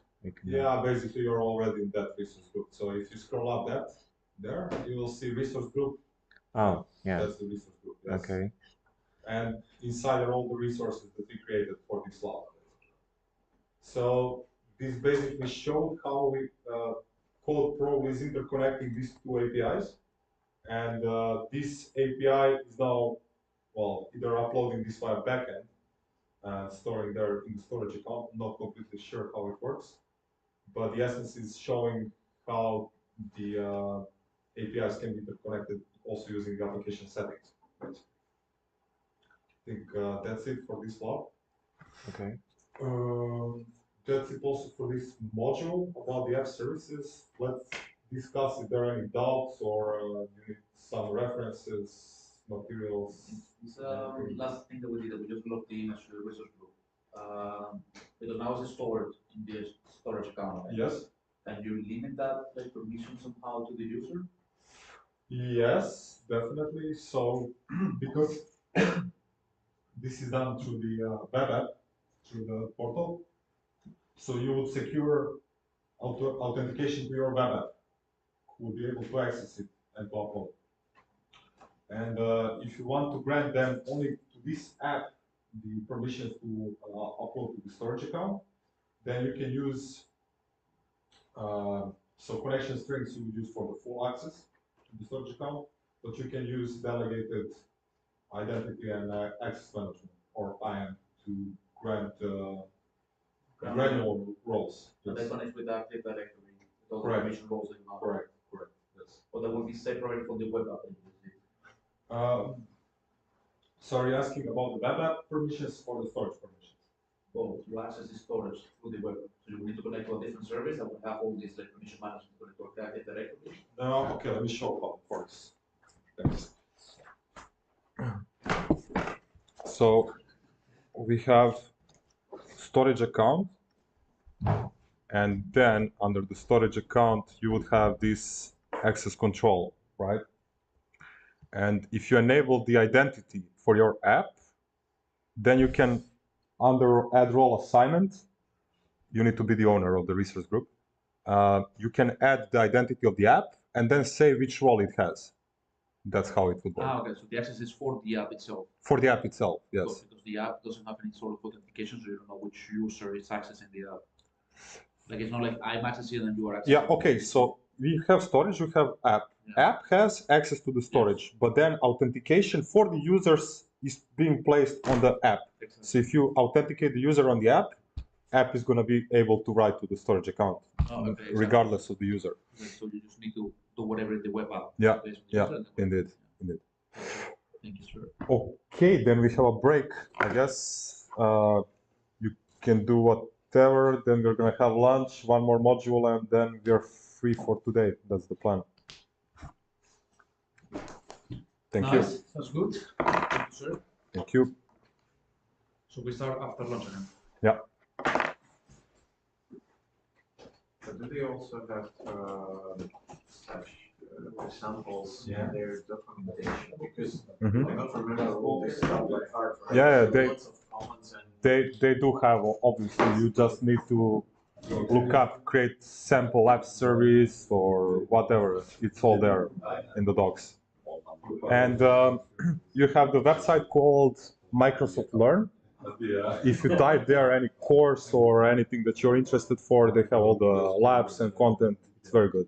do they also have examples for cases like if you have not only one database, but you have like the primary one and lots of They do. secondary. They do.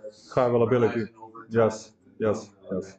Because, for example, with this station scenario, if you want to swap them, but your main app is connected to like One and secondary. Yeah.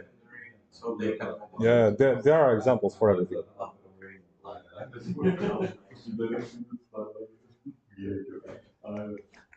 It looks like it's more convenient to do it manually configuring your Nginx or something, but sometimes it feels like it's even more complicated because of lots of configuration stuff. And These are just. It has a lot of options, but you're not necessarily forced to use all of them.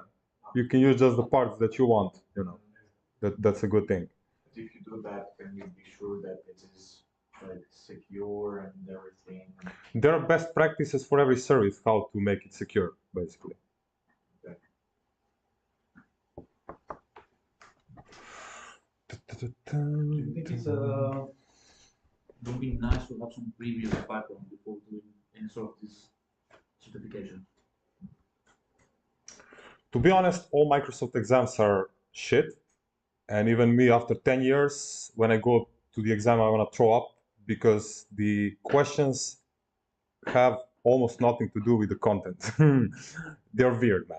Like, you need to memorize some details that are really not important for your work and this kind of stuff. So I actually hate doing exams for Microsoft. It's a terrible vendor for the exams. Okay. I like Red Hat exams. You go, you get the lab, real hands-on lab, containers, VMs, this and that. You have access to the internet, configure this. That's cool. Like a real job. Real job, yes. Yeah, that's cool. But like, So Red Hat, what you did 10 years ago still. sorry? In Red Hat, what you did 10 years ago still actual for now. For Yeah, example, pretty much, pretty much. Indeed. And it's not the case for Microsoft. In terms of technology or exams? I mean the information that they ask on the exams, is it valid for Depends which technology. For Azure, it's changing really fast. They're adding new features, adding new services, concepts, and so on. So it's a bit more dynamic than other technologies. Now it's a boom. But once you have foundation, that foundation is going through all the technologies pretty much. So all new things are like just small details that you have to learn. Pretty much, yeah. Once you have like solid foundation. From scratch each time they update. No.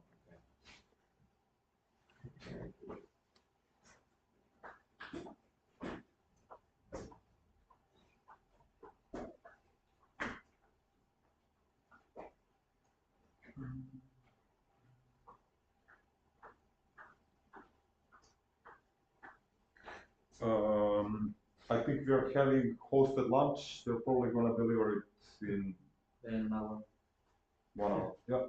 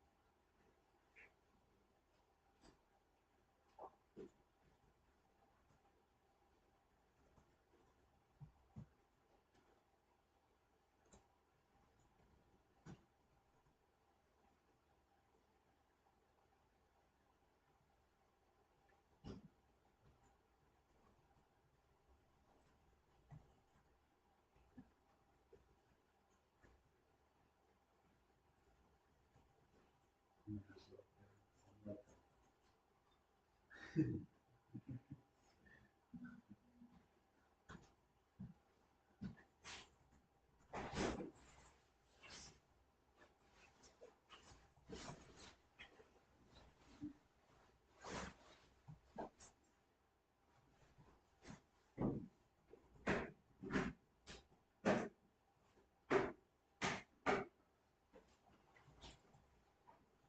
get it for that one.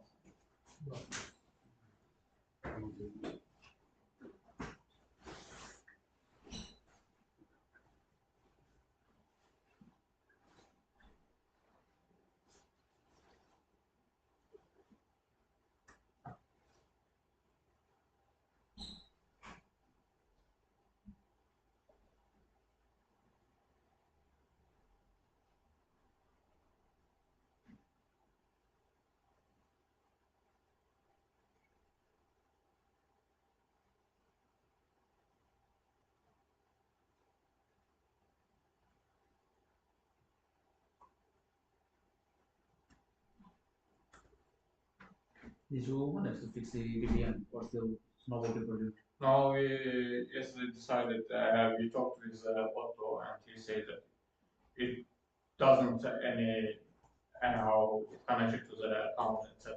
So we just reinstalled the application and it's worked. Just work now. Yeah, but what's interesting, it happened at the same time when it expired the account, my ID.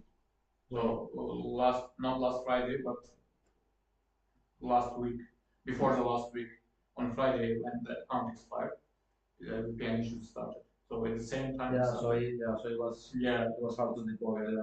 But what's good, I didn't have much work related to the VPN because mainly work with demo application, which is online.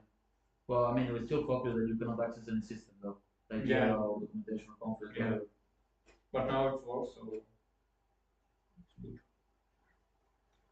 Nice. No, this guy says that this shit is working, but it's not working. what? Guy styles. Mm-hmm. It's a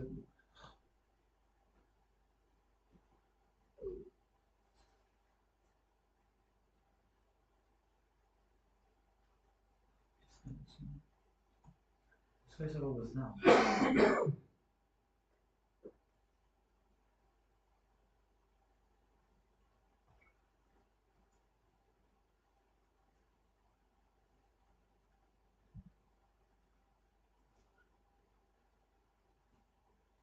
Yeah, I'm busy.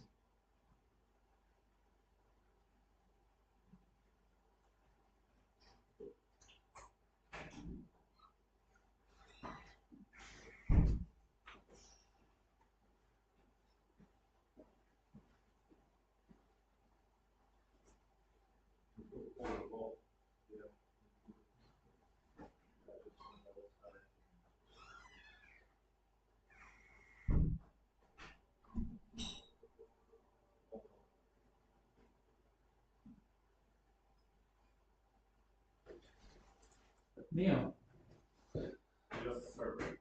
I asked you about unrelated Azure question. Sure. Can you help me out to Yes. debug or to launch debug mode of a Maven Spring Boot application? Off. Maven Spring Boot application. Okay, maybe we can try. Which one do you prefer, Visual Studio or IntelliJ? IntelliJ, I don't know. So. Visual Studio. Yeah. So because I have this fucking project from Kevin, but I don't know how to launch it to be able to like debug it. You want local to do it? Yeah. So he asked me to create a configuration or whatnot, right? Okay, but I have a question. You first, like, if you wanna do it locally, you need to host it locally, right? How is this gonna be hosted? In which service? I don't know. That's a good question. Yeah, that's number one, like Azure function or app service. It's just, I think it's just a standalone application. No? Yeah, but it needs to be hosted somewhere. Run it locally? Can I host it locally? You can, but then it also, I don't know, maybe differs for what you're developing. So this is the one, right? Maybe. Yeah. Okay, so you want them to run this locally, right? Yes. And it's gonna run on Azure. No, it's gonna, no, nothing at all. I just need to okay. run it on the app, on the Okay. computer. So it's mainland, right? Yeah.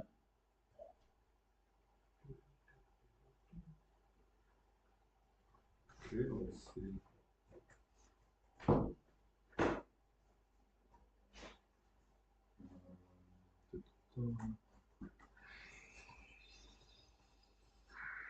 So they have a command that I can run, and then the application launches, but then I cannot debug with Visual Studio.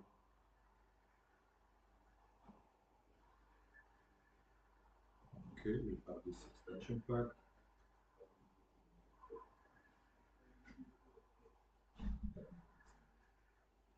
Okay, blah blah blah.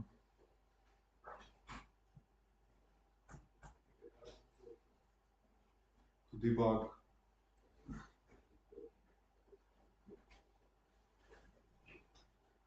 People can right click on web.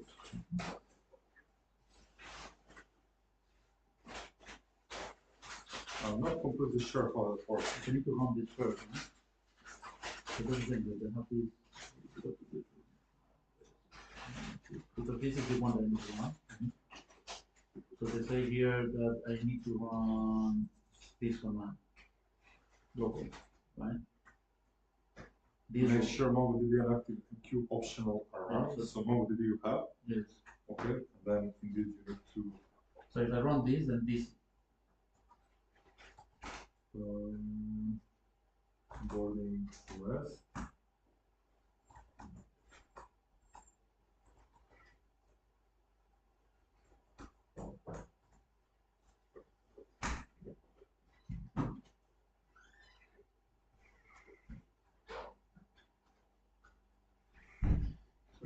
Build failure, failed to execute goal and project because physical does not support.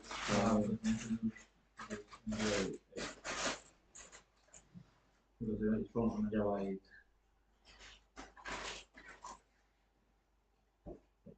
The thing that, well, we didn't know about that.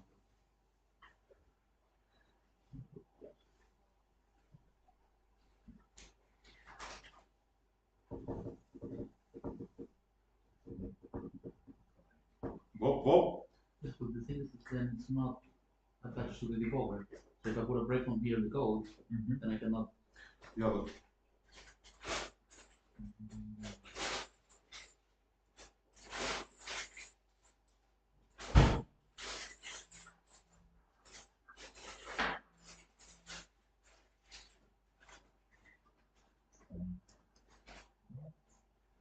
Because it's going to be in this file.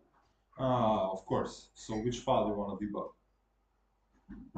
I need to choose a file like debug, not debug all the files, like the whole project.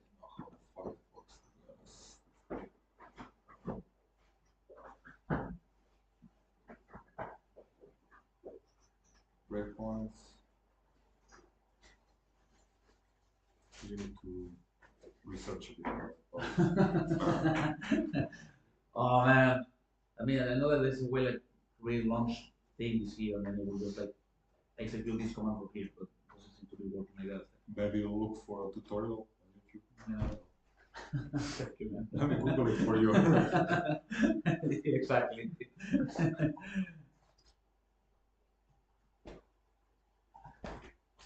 Maybe do you know that you have a porting API on the IntelliJ or the Visual Studio that you're running to be able to debug it. Sorry, The porting API, the project. yeah, Do you have it like configure locally to be able to debug it? let me check. Actually, I couldn't start it on locally. You couldn't, No, but because you need Java 8. no, there was another problem. Don't recall actually. No, I'm going to check it. I need to run it.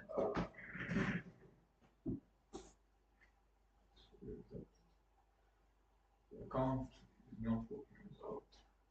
Okay. What you're trying to do there? I want to debug the infants issue. So now I have it running locally. the word API. There is still an issue that doesn't show me the right information for the flights. But what I want to do is like I want to like put a breakpoint here and stop here to actually like focus. That's not working.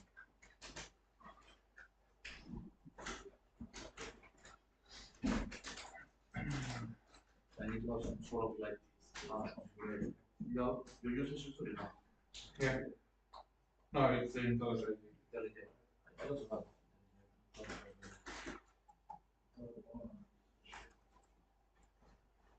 Actually, it doesn't matter which one. This one. Okay. But this one is also asks you to have these configuration files.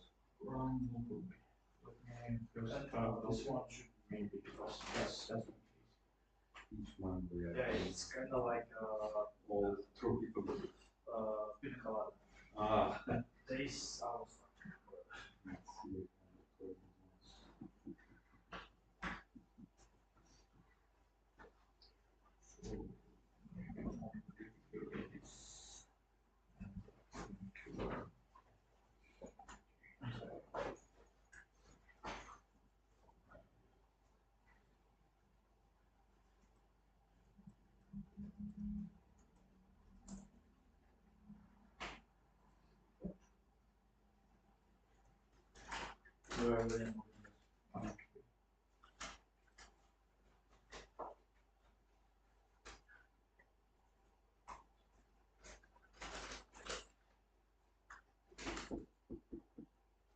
Yeah, so this is you just need the Java 8. You go to the Java 8. yes.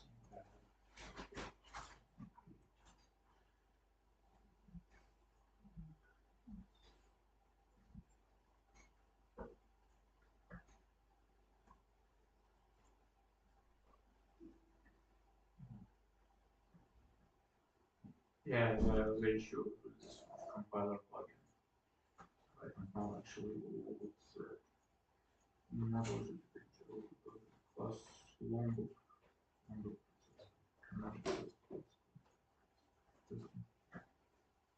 Model doesn't export.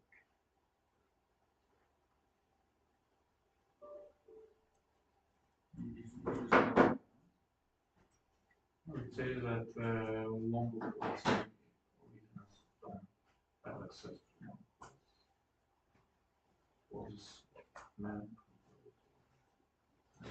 But how it works and remote. And module execution section.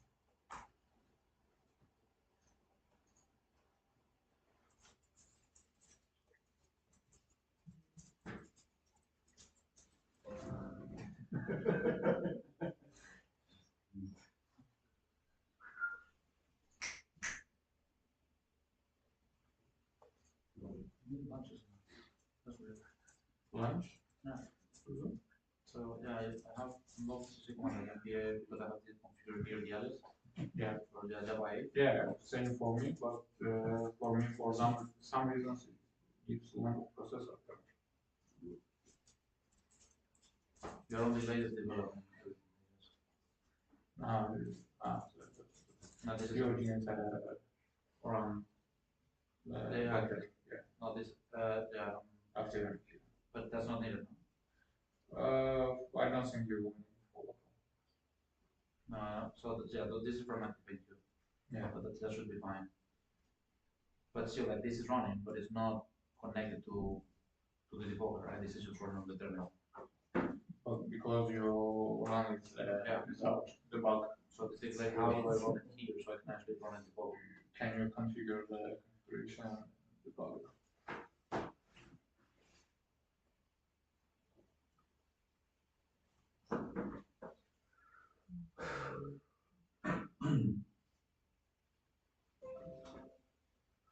Oh no, with mailing it should be a different way. Debug. For that one, you need to install some library. Let me check.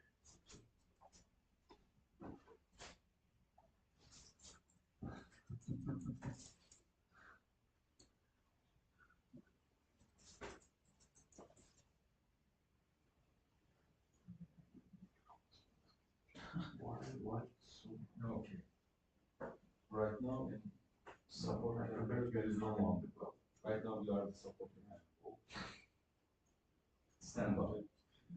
but afterwards, Okay, tomorrow I can do yeah. It's crazy, man. We are like what? 7 people before that. Yeah, they are right now. What you can to do, just let's see what's the application file. It should be in the rest here. Which folder is here? We need to find the core application file, this one. And you can debug this one. Yeah. Try to click here and also join this debug. Yeah. Otherwise, it's just once in 4 weeks. Yeah.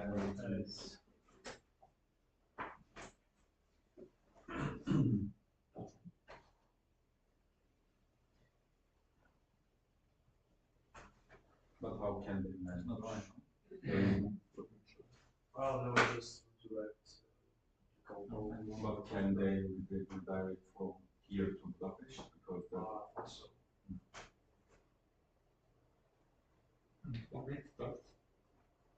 No. so numbers for cluster and From here, it's always. yeah, okay. When I lived in Turkey, all Bulgarian, Georgian people calling us. Yeah. Some old ladies, old ladies, send money to me. Some Christian. We're running Docker for why? It's just in case if you need to activate your private into etc. But it's not necessary. Satisfy dependencies.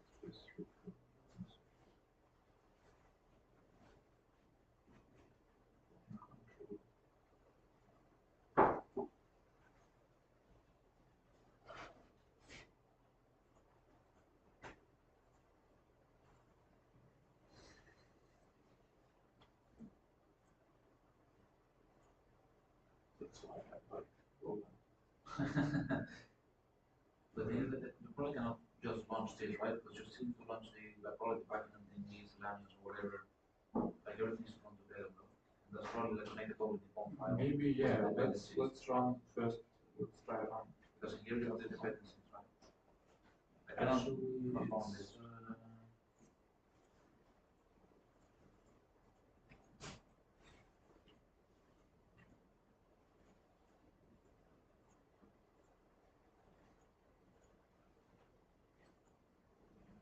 Redmi says that we shouldn't go. It's not mandatory.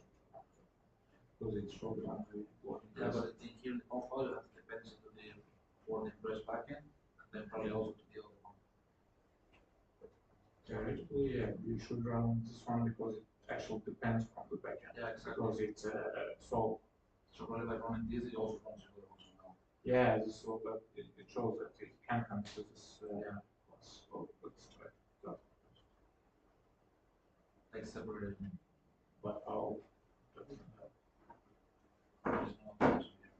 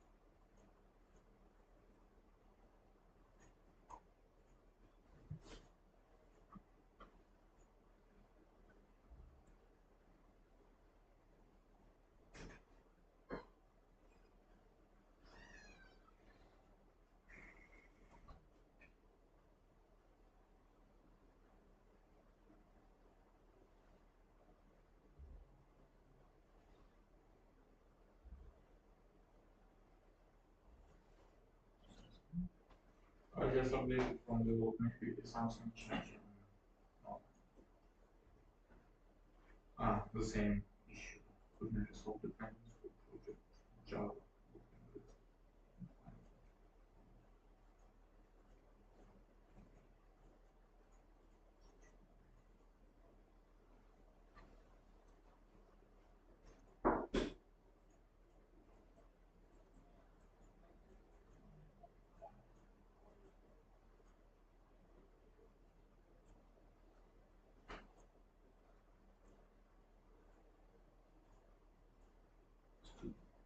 Just do this one bar.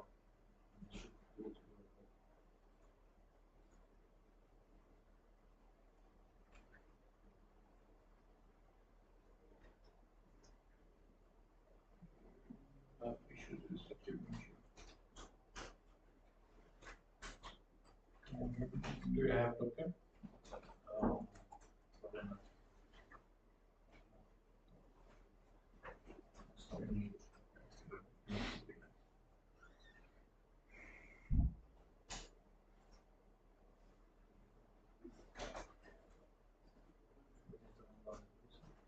Do you have Blue? Yeah. Check how it is.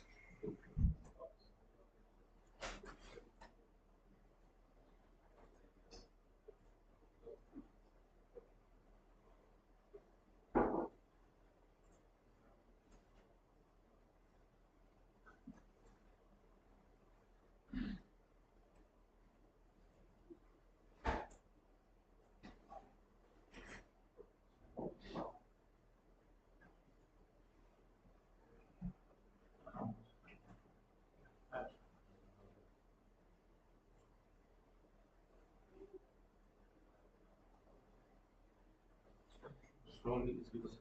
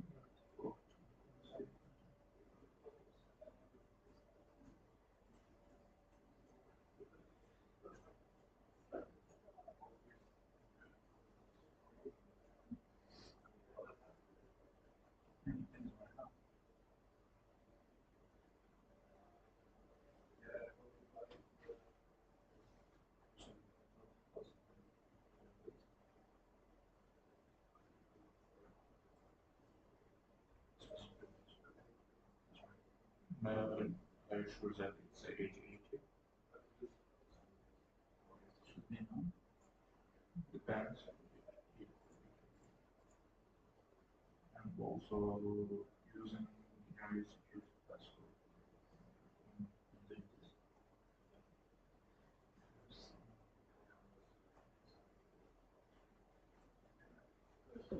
There's no application or something. You can use mouse basic, maybe you can put basic mouse. This one. No, it's username. No username. But this should be there because before, when I run it before, it didn't ask me for any. And maybe that view web application, so you can ignore it. Try it out.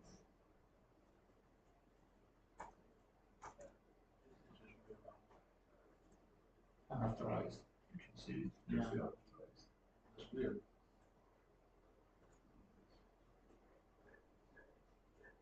Why is it giving me unauthorized now?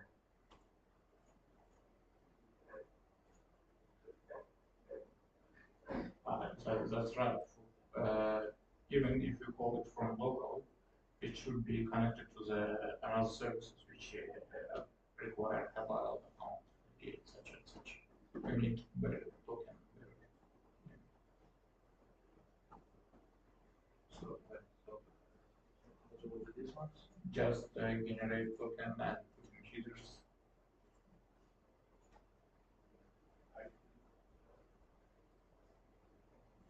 This one, the barrier token, okay. Yeah. Like this one, authorization. I can use my own token behind this.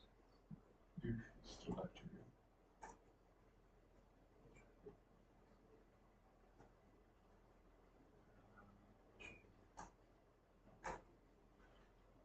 Try to put in headers like this key authorization. This here, no? Yeah, hide after generated. No, there's hide this one. Yeah, authorization. Bureau.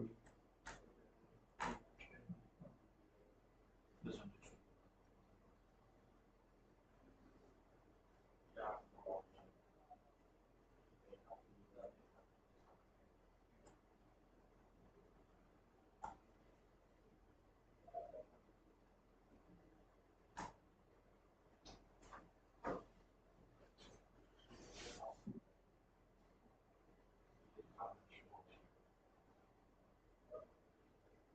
I also don't see the logs here.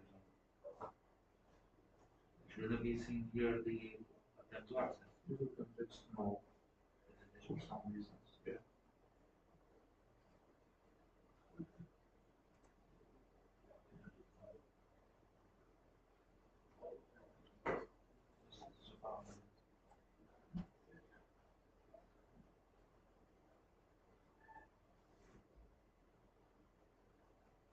I need to have a local version of my MongoDB because we have these small components.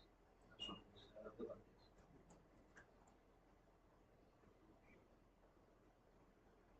To duplicate this locally.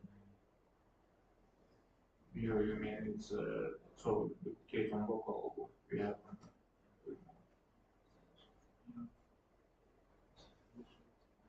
But this is only for one thing. Yeah. There's no integrations.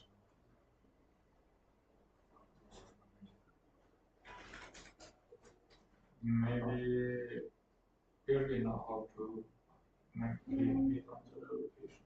Yeah, I asked before, but then he didn't know. Also making sense. No, absolutely no. To me, he for sure is not gonna answer.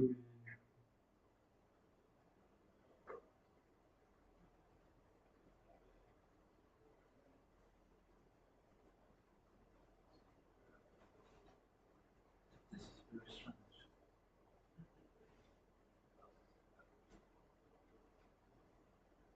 Where is this?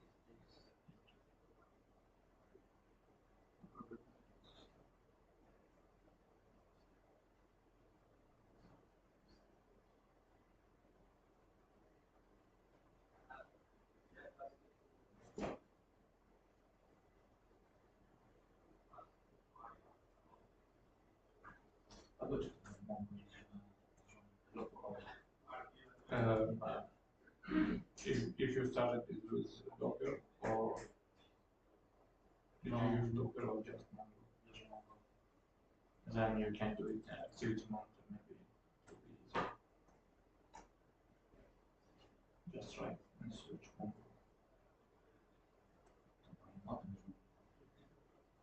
So it is running. Yeah. Should be enough.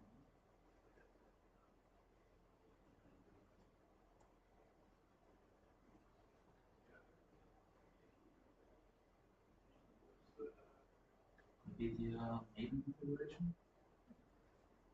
No, it should Is be. that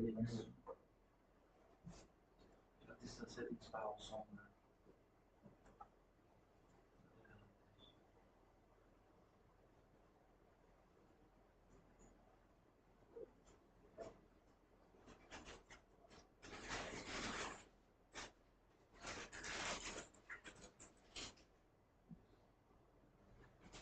Yeah. Domain name. Settings.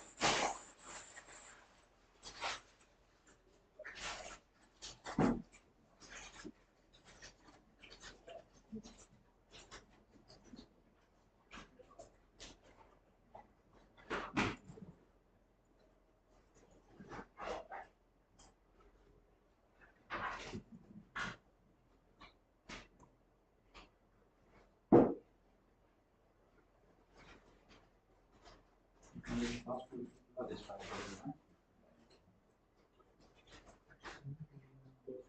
Some settings maybe. This file.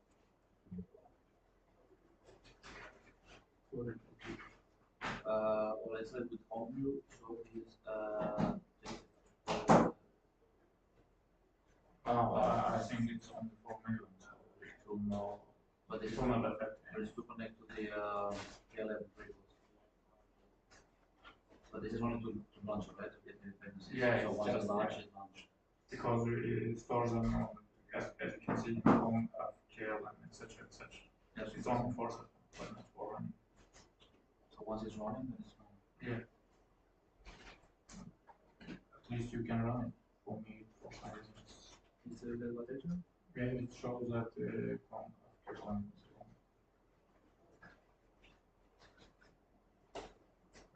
And you run it with that way. Yeah.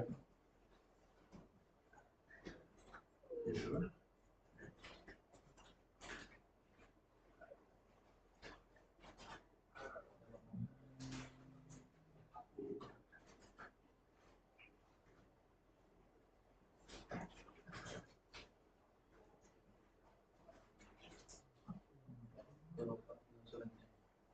No, I have a alias for it.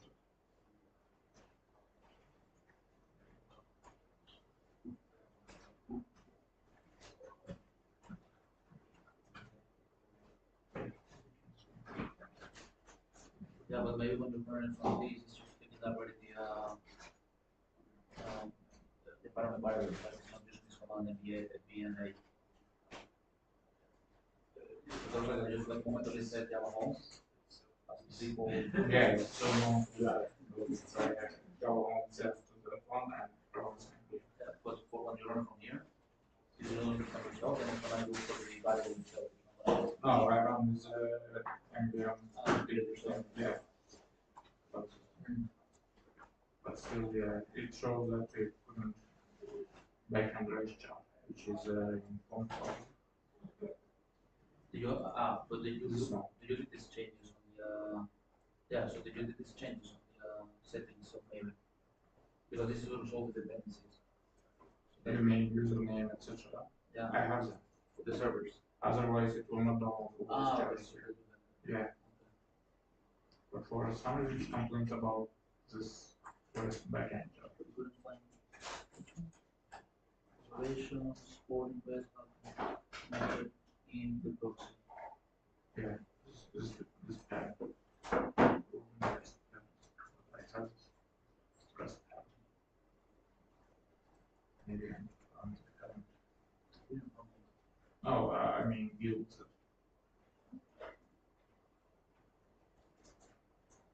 So maybe, yeah, that's better, maybe at the end. So,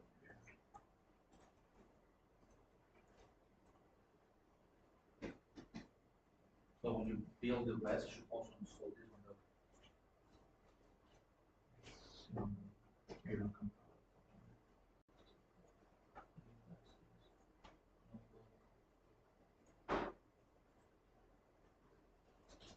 We have the same project for some companies. This is not fully documented. As I know, you document. Then I should What?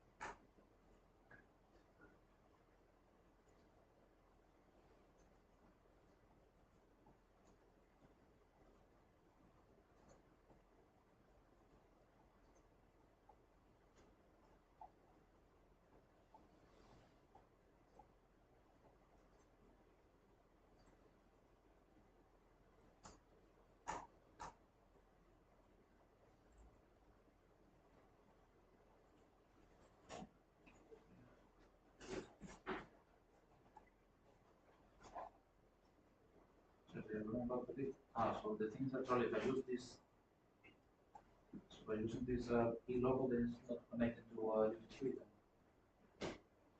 Now it depends from the configuration file in resources. You can watch local environment to each one. In boarding list, go to this one, close main one. Yeah, in resources. Now open main in resources. This one, yeah. And you can see here application local and So even when running local, yeah, it it's should, UTC.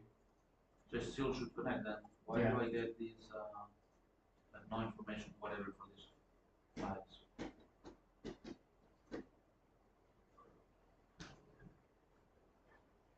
Did you resolve the issue with authentication? No, this is all everything. Now if I run it like this, would it be local? Then I get access to that.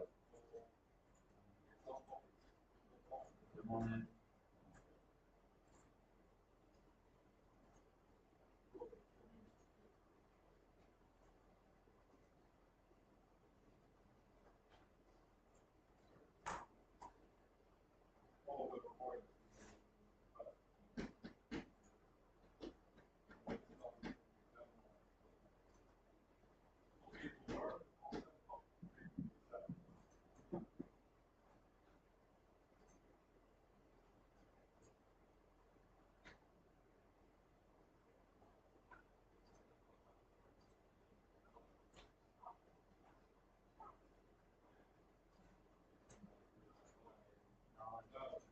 like this. If I don't run it with the local file, then I get not autonomous.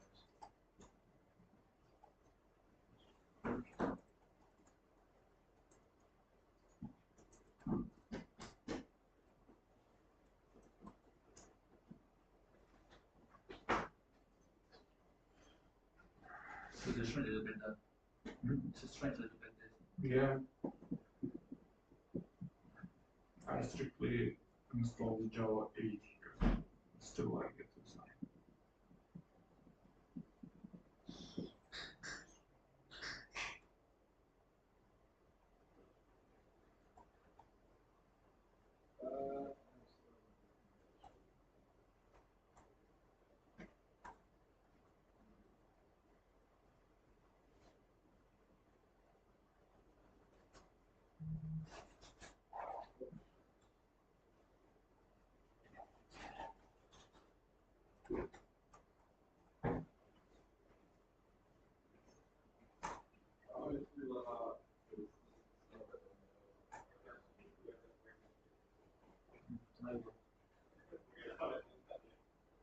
Yeah, but now I'm not.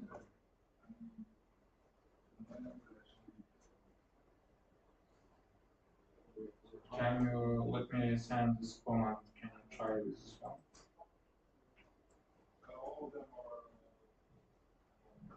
I can also do one of these.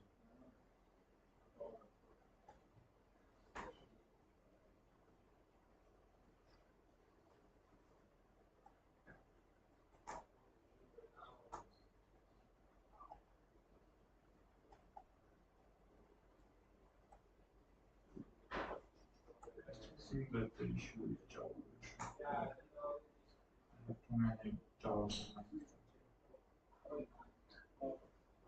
This one failed. Error.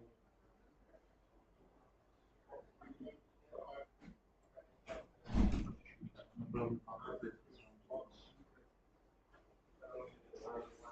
Can you remove that xrun GDBP transport socket? Just leave xdebug maybe and address. So this one. Yeah, just xdebug. Guys, the food arrived, please. Yes. Did you succeed, Andres? I think we're getting closer. Huh? We're getting closer. Closer to heaven. Closer to heaven. Yes. To Maven.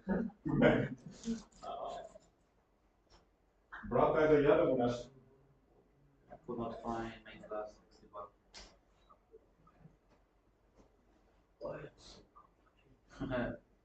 Just go around the bug. That's it.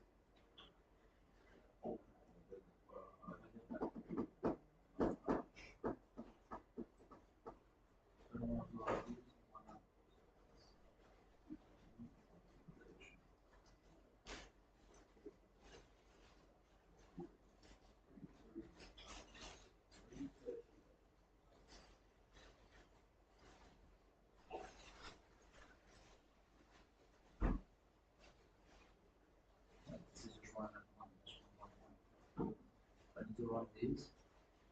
How do I run this with an extra command? That's probably uncertain.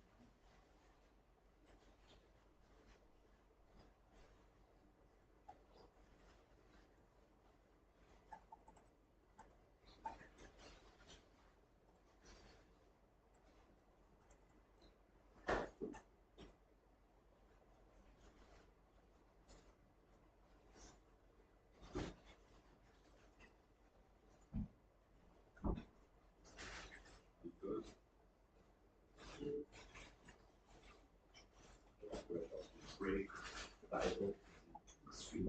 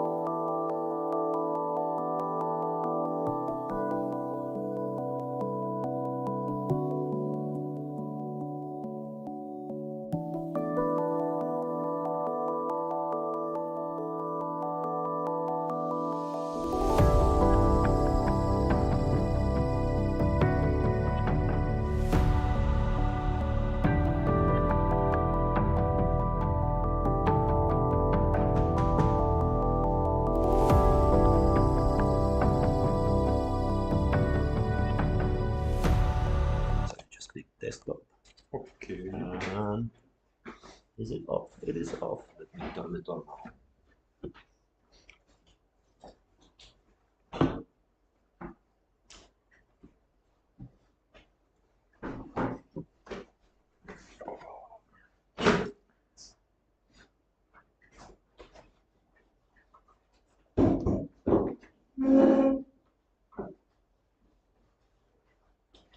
Should I photocopy? No. That's a pretty stable chair. Wow, okay. I can still photo it.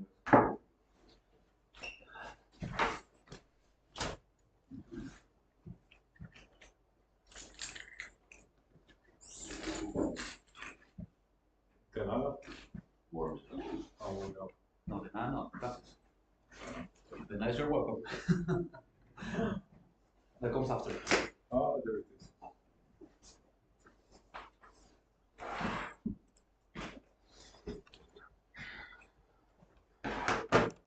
It's not bright enough. Where is warm? Yeah. You think it's because of that? Yeah. You always need to do some proper recording.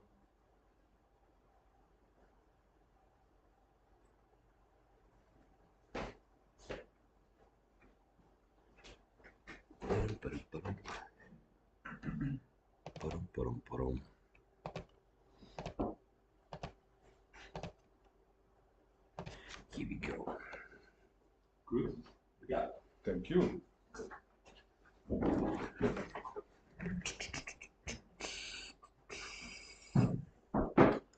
Okay. Module 2, and it's the last one for today. So when we finish, you can go home or stay here to work your ass off, however you like. Bit of context. Someone worked with Azure Functions or some other serverless system, AWS, Google. Okay, cool. Let's see what they are, these functions. So we're gonna look at the function apps, logic apps, web jobs, and yeah, the main focus is the Azure Functions.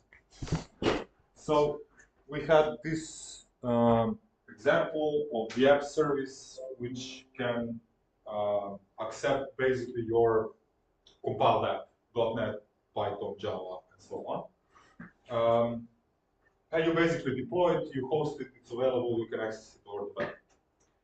Azure Functions are quite different. Let's see why and how. Azure Functions are also kind of the app, but it's they're not used to host the apps that need to be available over the web. Rather, they are used for serverless systems, serverless computing, based on the events. So you can see all these different sources, like queues, blobs, tables, then you have service bus for messages, event grid, and so on. All these sources can trigger the function with some event, and then something can happen. Let's create one small scenario. So let's imagine I have the storage account. We're going to cover storage tomorrow, but in essence, when you create an account, you can host inside different type of data. So I can host blobs, tables, queues, and so on. So to create the scenario, let's imagine we have storage account with the pictures inside, like we uploaded. So these are photos here, and we have one function here. I'm just gonna draw it like a bolt, basically, because it's like that. So how would this function and what we can do with it? So this function can have a trigger which is based on the blob. So that means that I can configure some code inside this function to be triggered whenever there is a new file in this storage account, right? So I don't know, let's create just very simple scenario. Here, imagine that we have a table. with some rows and columns. And whenever there is a new photo in the storage account, I want to extract the metadata. The name of the file, how big it is, who is the owner, etc., etc., and to write that into the table. Simple. So basically, I can create this code that can do anything custom for me and to bind it to basically one of these sources and then do something with it. It's a very dummy scenario, but what we did, for example, with this is that in the vault where you can store the secrets, you can also store certificates. And they expire, certificates, every 1 year or 2 years. So we thought, okay, maybe it would be nice if we can, based on the expiry event, trigger some automation that can allow us to know if we need to renew the certificate. So for example, you have this event grid. That's a very cool service. It can forward the events from the source to the destination. So let's imagine that source is this vault that contains certificates. It's going to generate the event when something is about to expire, route to using the event grid to the Azure function.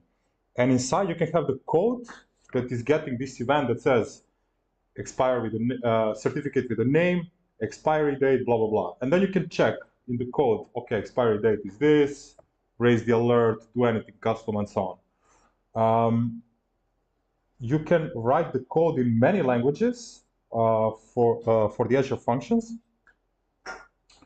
I don't know, I write PowerShell. I don't think any of you know it, but like you can use Python and all kinds of different stuff. Are they the same as AWS Lambdas? Yes, exactly, like Lambda.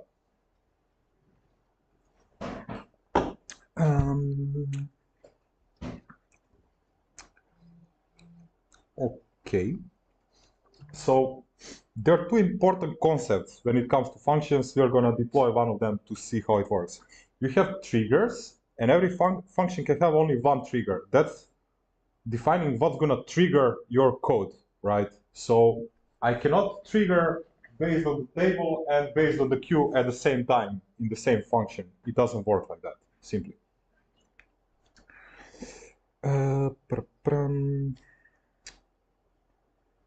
So yeah, these are some of the things that you can do, development. Okay, actually, this is a comparison. I didn't see. With the Azure functions, you need to develop them through the code. And there are also logic apps that let you design the flows, but through the graphical interface. You cannot program them. They're not really made for that. We're going to check both. And then we also have a web jobs. As you can see, this is also type of processing job where you can do something, but they can be scheduled or triggered only based on a few type of triggers, and you cannot scale, etc. It's more like for some scheduled jobs and so on. Let's check the architecture of these function apps.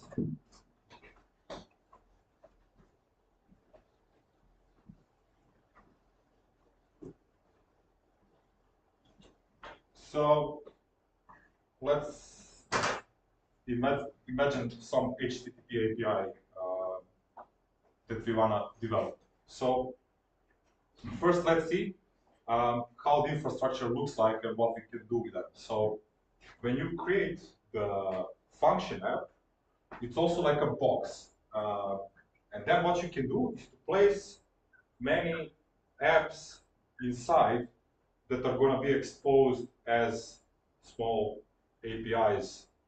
And how this works is that, for example, this is the Neo app, and it works over HTTP, obviously. You can secure it. And I have a bunch of these APIs within this one app. What you can do is to target every single of it by doing /API/app1, for example. And then that's going to route everything to your app1. If it's app2 based on the name, then it's going to trigger this one. So that's how it looks in the backend. So you can create one function app and then publish many apps inside, small apps that are all different. Also, what's the common architecture pattern is that if you are developing microservices, then you can, if they work together, it's common to put them in one function app. So this guy is gonna accept HTTP requests, do something with it, then, I don't know, drop in the queue, and then this guy is gonna be triggered by the queue, then he's gonna do something, process to the third one, and so on, and so on. That would be the common pattern. Now,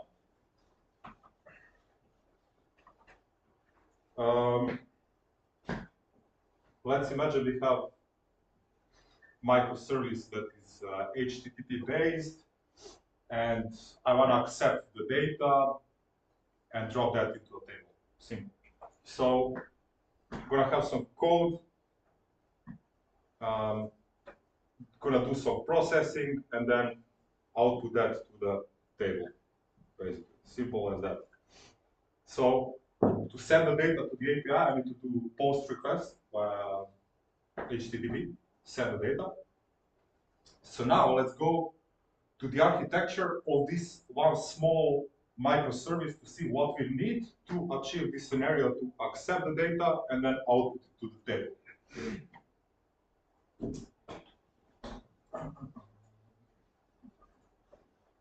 So I mentioned the trigger. That's something that's gonna trigger our function app.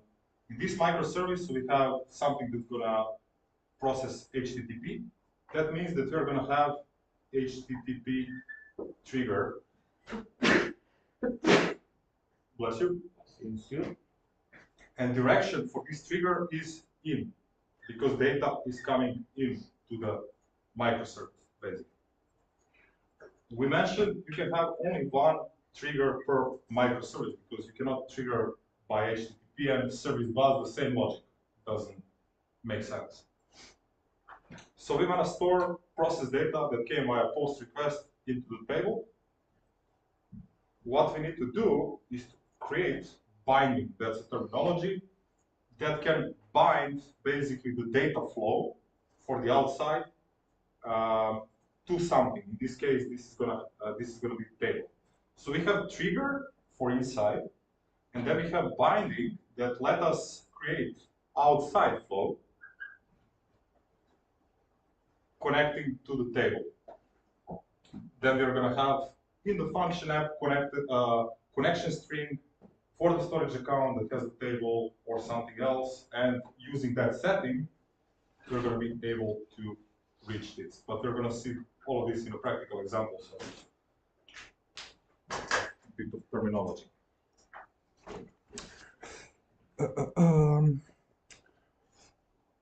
Different type of plans when you're placing the function app, so consumption plan, premium plan, dedicated plan, all of them differ again by the features. If you want to have, so once you trigger the API that is idle, basically it needs to do this cold start, that's how it's called, and then it's going to respond to you in 10-15 seconds. But if you want to have something immediately available, then you need a premium plan and always on feature. So your workers never die, basically, never go to sleep. Can you explain what exactly cold start is? Yes, so let's imagine we have these workers that exist there to serve your requests for the API, okay? And if there is no traffic for 15 minutes, okay, no one called your API. What's gonna happen is that these workers, they're gonna die, actually, go to sleep. In a literal sense, their system is gonna shut down. Why? Because you will not be paying for them. Whatever is shut down in the cloud, you're not paying for it, okay? So if the compute resources are off, that means that you're also not paying for it. This brings the benefit that you're paying less, but then when I make the call next time, because there are no workers, they need to spin up. And that means that if I type invoke HTTP request, blah, blah, blah, with the post method. When I hit enter, I'll be waiting 15 seconds. If they're there already, I will get the response immediately. So that's the cold start, basically. This also happens when you, for example, deploy some application and the first request it's every time longer than another. Yes, yes, because the first time when you start the app, the cold Burning start out happens. the servers. Some people use like some bots that ping their application every 5 minutes to keep those workers awake. Does Azure or Microsoft has a mechanism to like prevent this, or do they even care? There is a setting called always on that you can just set to true, and then your workers are always there. They're never going to go to sleep. I think his question is, No, if you don't have that premium plan. If you don't have this premium plan, And you are using some bots to ping your application every 5 minutes. yeah, that's going to work. That's But, gonna work. Azure or Microsoft doesn't have a mechanism to prevent it, or they don't want to prevent it. You will be paying for those requests, Right. so they don't care to prevent it. Actually, you know.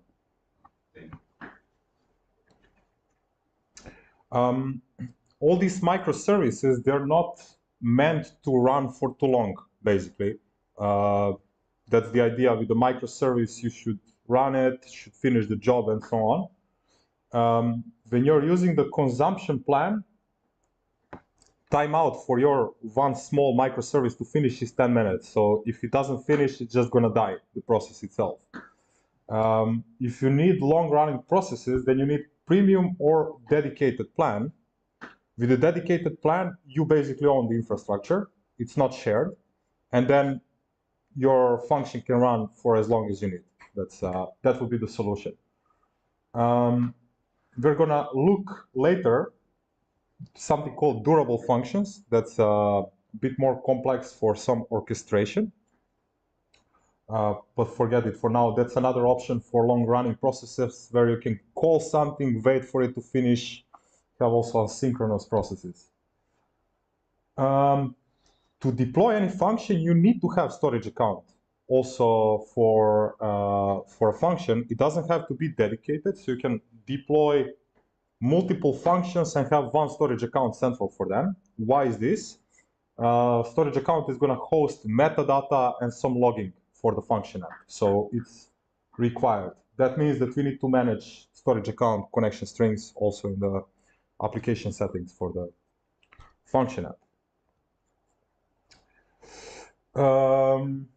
Yeah, this is a bit of how it works, is that in Azure, in front of function app instance, there is this scale controller, which is actually reading the metrics of how many requests per second we have.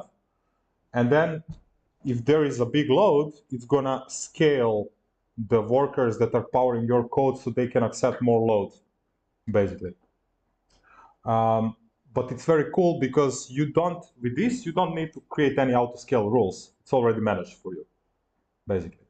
For you, it's just to publish the API and you can run it as much as you want.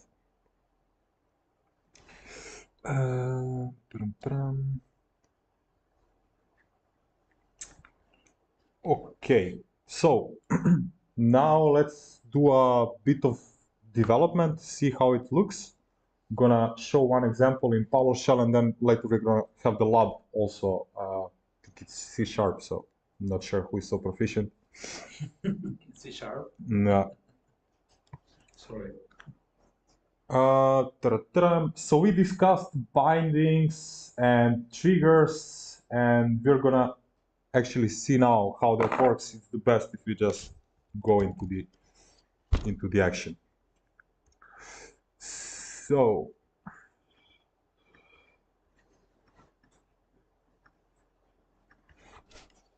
in Visual Studio, you can install this. Oh fuck. Okay, in Visual Studio, you can install this extension called Azure Functions, and it's going to give you ability to run them locally for development and debugging purposes, but it's also going to give you this intelligence to create predefined templates, so you don't need to know everything about the functions to be able to use them. So I'm gonna sign into the Azure.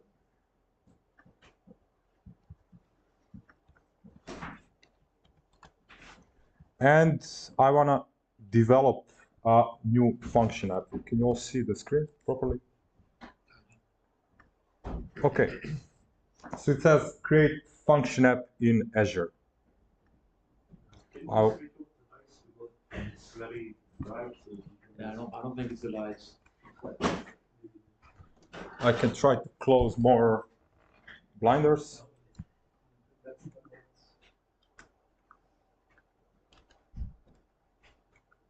Can we put it to white? The Visual Studio. Let's see if this is gonna work. Yeah. Oh, okay. I'm not sure how to turn them off. Is it a bit better? Yeah. Okay, cool. So going back from the VS Code, I signed in to my Azure account, so I see all the subscriptions that are available there.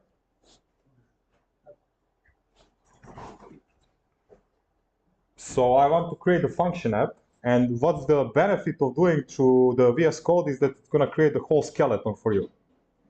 So you don't basically need to memorize everything. What you need is, again, the globally unique name. That's a window. There's no way to put it up. It's on the front of the object. Yeah. Okay. And I need, again, the runtime stack. These are the available ones. I'm going to use my DevOps language. West Europe. So now it's going to create the function app for me there in the Azure. But what I want is to have skeleton basically in my VS Code that I can use for development. So now I want to create the skeleton for the function app, and it's guiding me through the wizard. So based on which language you want your function app to be, select. And now it's asking me for this first microservice, what kind of trigger I want to have. So let's, as you can see, you can have HTTP, time-based scheduled triggers, all kind of stuff. Function name, HTTP function, anonymous access, add to workspace, yes. Okay, and now you can see I have this local project, which contains, for now, one microservice, which is called HTTP function. And if I look, so disregard this AZ400 because that was also on my desktop.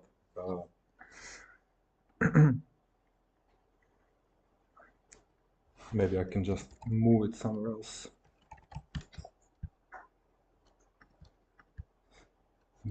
This and this. Copy.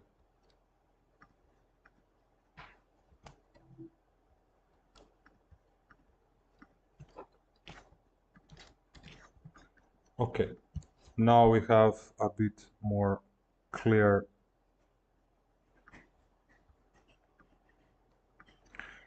So this is my structure for the function app. And let's see what happens inside. So we have first this host.json, which defines which runtime of the Azure functions we are running. And then we have our microservice, which is called HTTP function. We said that we can put as many microservices as we want in one function app. Good thing doing this via VS Code is that it creates already predefined structure for you. So as you can see, I have bindings here, and then I have one which is called HTTP trigger direction in. So this is what is going to trigger my function app. And then I allow also methods inside. I want only post method to be available to query the function. And then we have binding, which has direction out. That means that I can accept via inside flow post data, do something with it, and then send back to someone who made that request the HTTP response, basically. That would be the idea. So for each function, we will have one function JSON file, yeah? Yes, for each microservice. Yeah, for each Microservice, yes. And inside you basically define how it behaves, the microservice.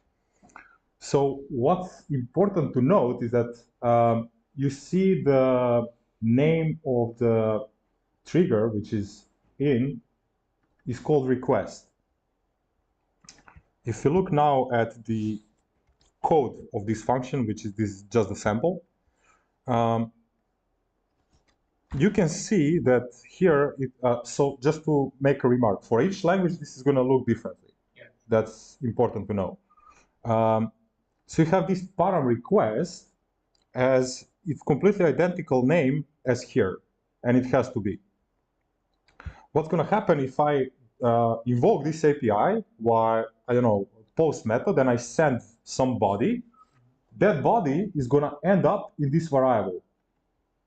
So whatever I send from my client, you can then manipulate this variable to check what's inside, basically. That's going to be the content of it. And that's how you receive the data in your microservice. So now I have this variable with whatever data someone sent to it. And all of this is the playground for me to do whatever I need with this data. So to have a more practical example, let's go back to that certificate expiry. In this request would end up the data that describes what is about to expire, which entity, what time, and so on. And then I can use that data from that variable to create my logic inside, whatever I want. And at the end, once I perform whatever I need, I can decide either to send that back to my client, or you can have also binding with the output direction to store that into storage account, to store that in the database, whatever you want. So it's super cool, super flexible. You can receive data from all services, all events, and yeah, it's quite useful. Any questions?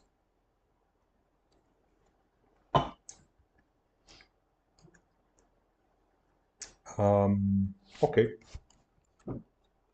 One question. So, for example, we have HTTP function, and we can put inside it as many PS1 files or PowerShell files. No. They can connect. No. It should be only one. No. So what you can do is that.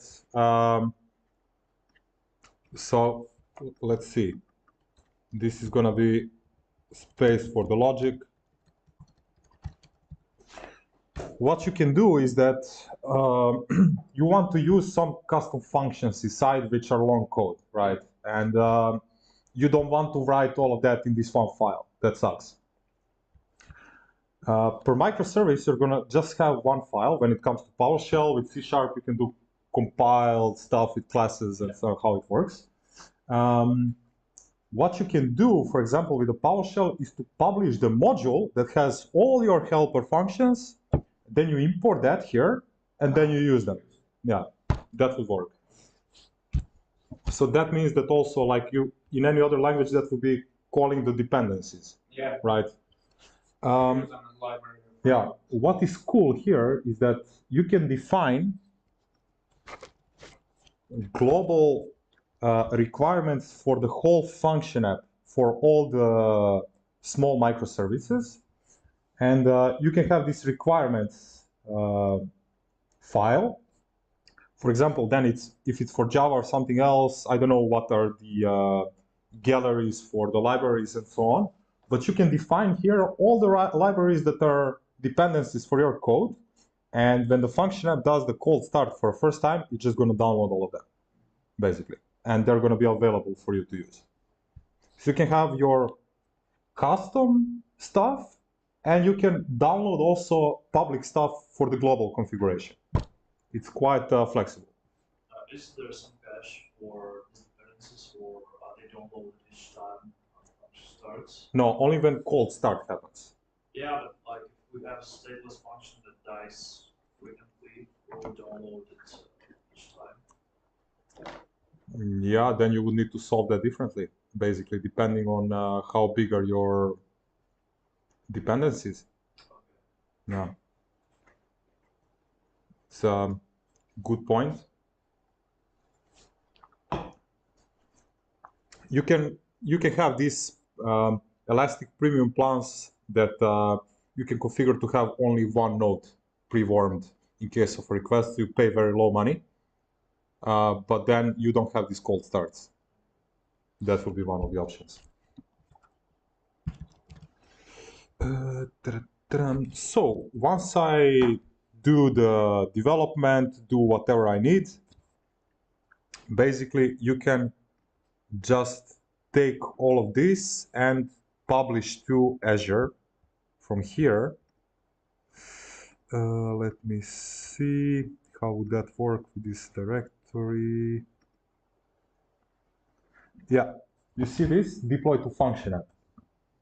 So I can then choose my subscription and whatever is found there. I don't have any functions now.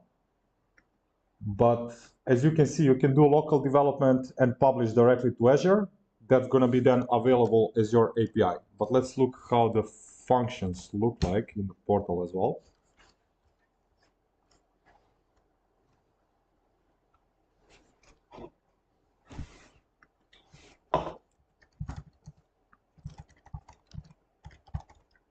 Function app. So this is the function app and this is the URL. All our microservices are going to be behind this URL /API/name of our microservice. What's important to note is that language of the function is global. So if you have PowerShell function, you cannot develop microservices inside that are based on .NET. Yeah, but Right. they will not compile. Yeah, it's not going to work because it's a global configuration. When you deploy to the function app from here, basically there you're going to see your microservices is these functions, and then those microservices are going to be listed here. Microservices can have different triggers. So one can be HTTP based, one can be service bus based, and so on. That's good to know. You have also deployment slots here that you can utilize for a swap. So the function apps are built on top of whole app service fabric. So they use also same features. You have authentication, SSL offloading, all that kind of fancy stuff. And you can send the telemetry to application insights, basically to do deep dive traces, debugging, whatever you care about. What's a bit shit about these services is that because they're PaaS, when you have a problem with the connectivity, it's not reaching the database and so on, you cannot do real hardcore troubleshooting because you don't have access to the system, right? You have only your user space where you can deploy code and that's it. So there are only few custom tools that you can use to troubleshoot networking and those kind of things.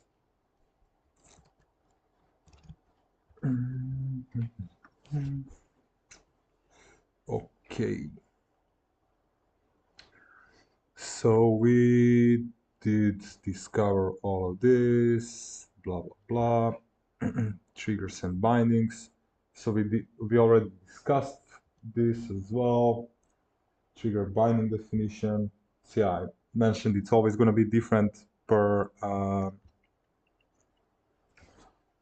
the language.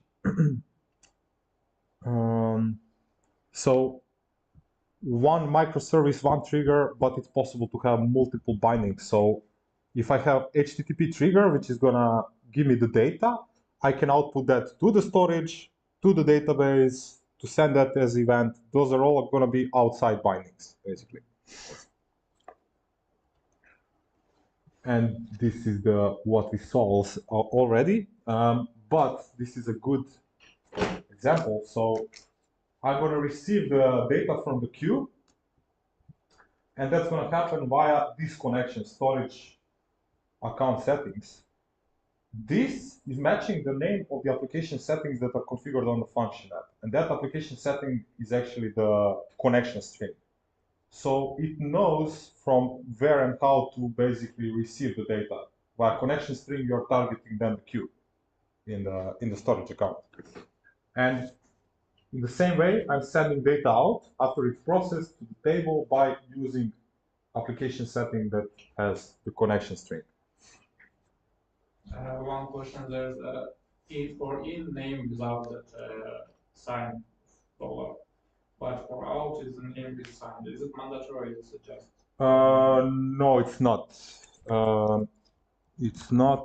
For example, for here, as you can see, out response. There is a quite extensive documentation. So if you type Azure Functions triggers, it's gonna bring this page, which has a list of all the bindings and triggers, as you see. And then if I go, for example, into blob storage, you can choose also in which language you want to see the example. And then you can see for which type of binding you want to have this. And then it's going to give you basically exact code that you would put inside. So there is no need to memorize anything. It's all published.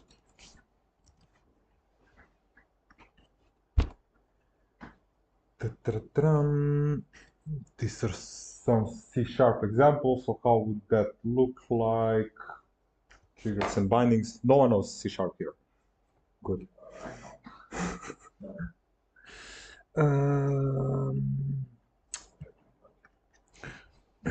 So yeah, for connecting later on functions to the Azure services, we would use this connection string that we discussed in application settings. And you can also use the identities to authenticate. For example, if you want to fetch secrets from a key vault, you can enable identity on the function, and that identity can have access within the key vault to perform that.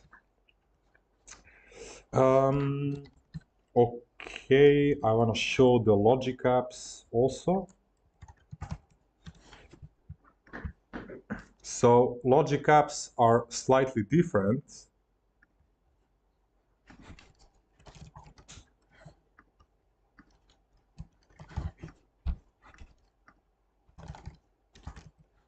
AZ204 Sytac is not available. Okay.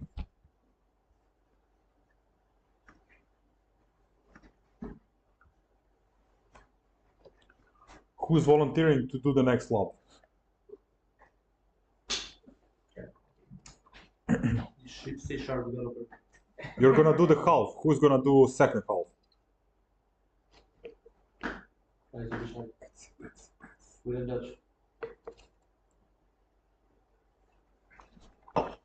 Speak some. Huh? Speak some. Pick some. Pickles.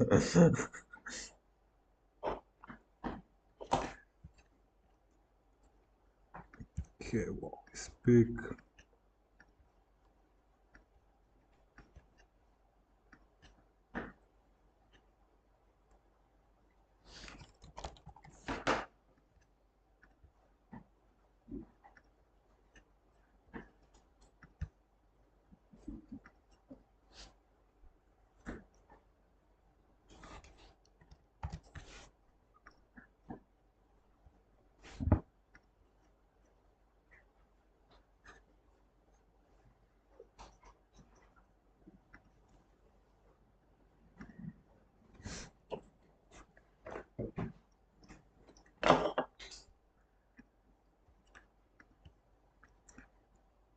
Okay, logic apps. Oh, fuck, I'm still not sharing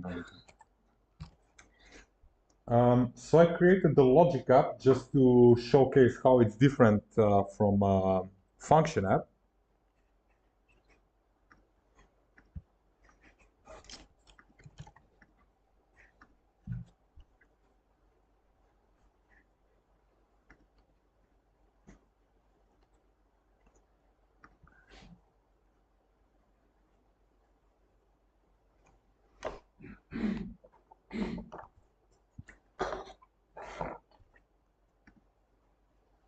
Okay, lab almost ready.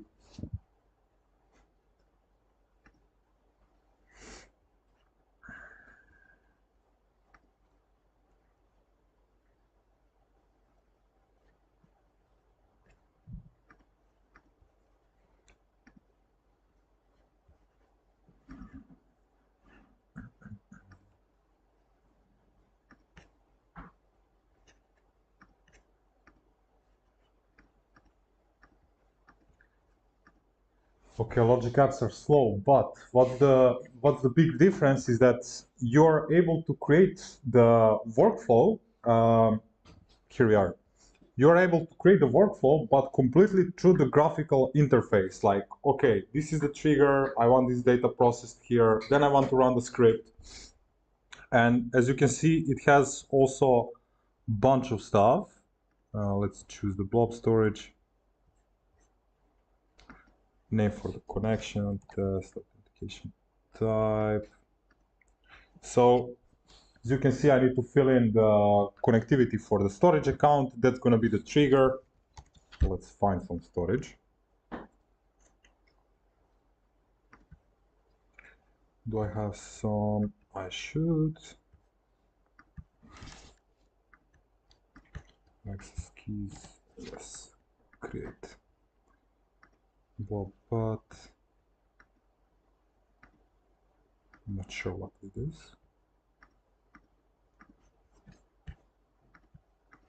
Okay, so this is the trigger. This is going to trigger my workflow, and then I can go and select the action. And as you can see, there are a bunch of templates, literally dozens of them, what you can do with logic apps. So it's very different from Azure Functions because they're custom to the code. You can do anything that you want. And here you have predefined logic that you can use by not writing the code and just build the workflow through the designer. You can still put your own functions here, though. You can invoke your own function in the workflow if you host it. Yes, that's possible. There is a step like call the Azure function, and then in the workflow you can call that external API. It's a possibility. Maestro, please. C#.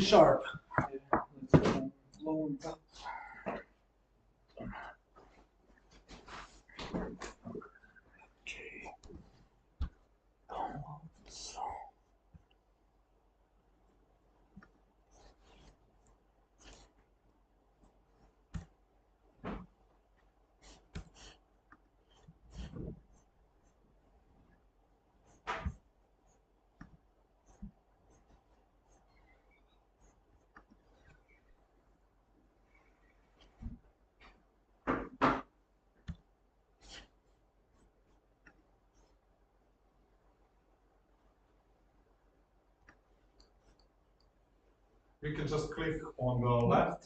Yeah, this one. Yeah. I didn't press enter. Control C there. Not command control. Yeah, control C. Click on the. No, but it's, you're just so typed. You just need to erase it. Just Control C now. Why control No, C? it's It's not- not running. it's not running anything. Ah, it's running. Just to cancel, yeah. I didn't run the second one, yeah? Yeah. Click it and then press it. Yeah. I was in the middle of that one. What do you do? No, I just passed the second one without enter.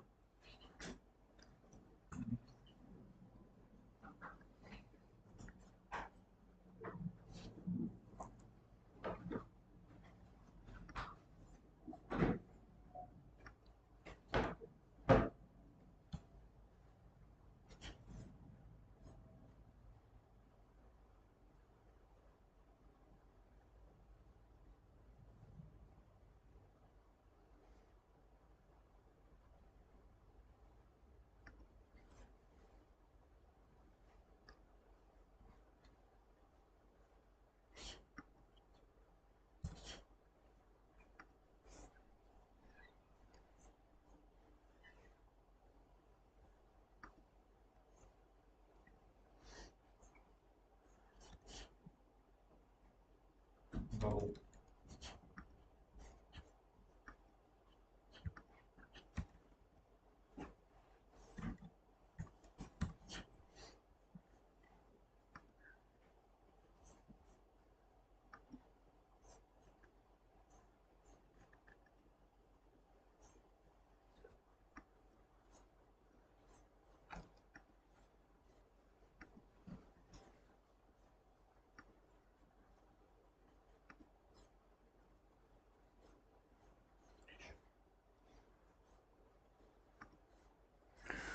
Okay, search resources, use the search service and docs, text, all accounts and storage accounts.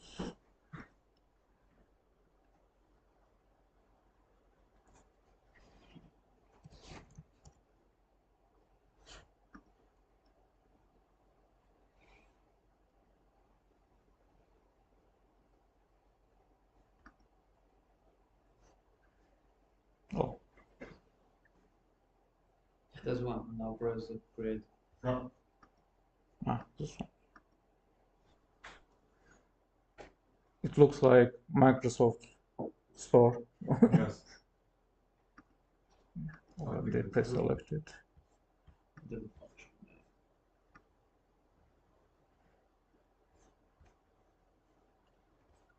Storage account names, func store and name. Yes. Let's see if your name is used. How many homes do we have? You will not have this one. Okay. Standard, premium, And you locally redundant, no? Or does it really matter? standard.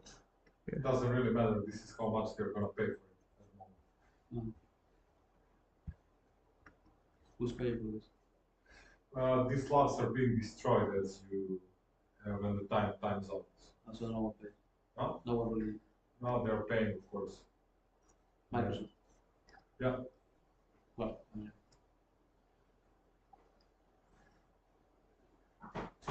Is it too expensive to have it the geolocation? Geolocated? Well, it depends. Based on the usage. Yeah. What does it mean to have geolocation? Geo-replicated. That means that your storage account is going to be replicated over 2 independent regions. So if there is a data center failure and the whole region goes down, your data is still going to be available in the secondary. And I assume you can figure out when the same happens. No, that's done by the platform. It always should be almost instant. So we need to show this one, yeah, connecting for key one. Yeah. Copy it into Notepad.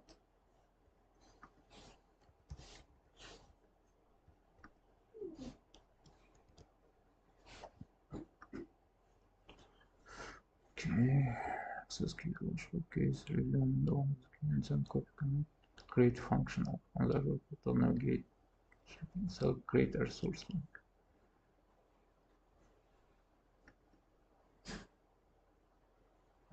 Click here, create a resource, no. On the Azure portal is navigates.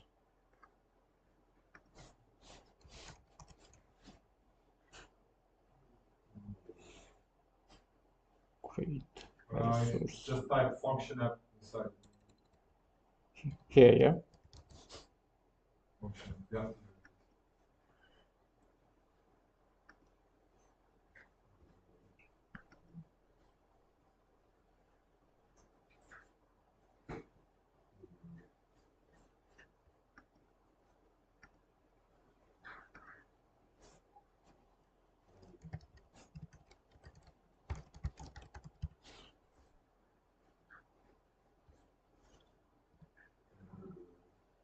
From project.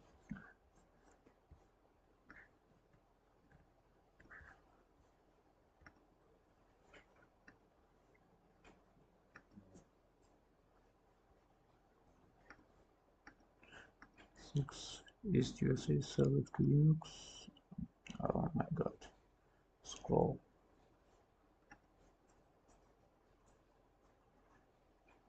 Consumption. Yeah.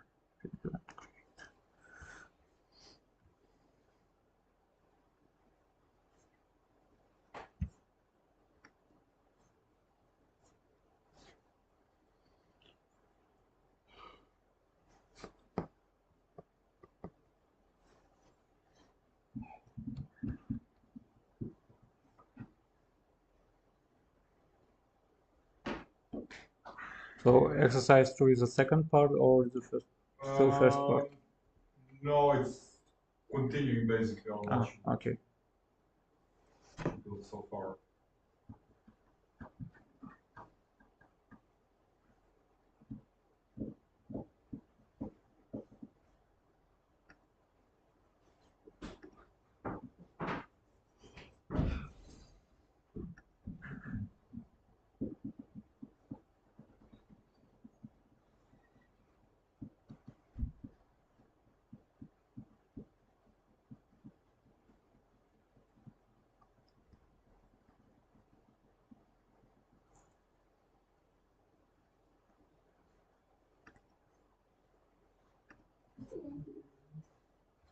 I know it's Microsoft.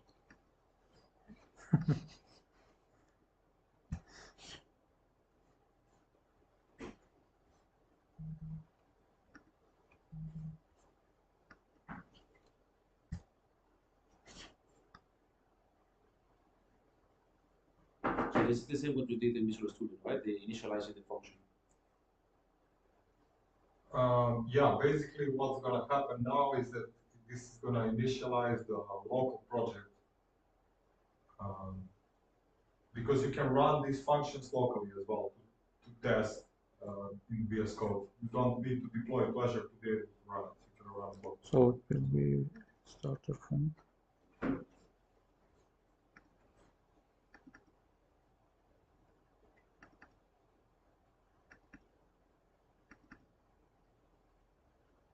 So it should be this, yeah. That's good.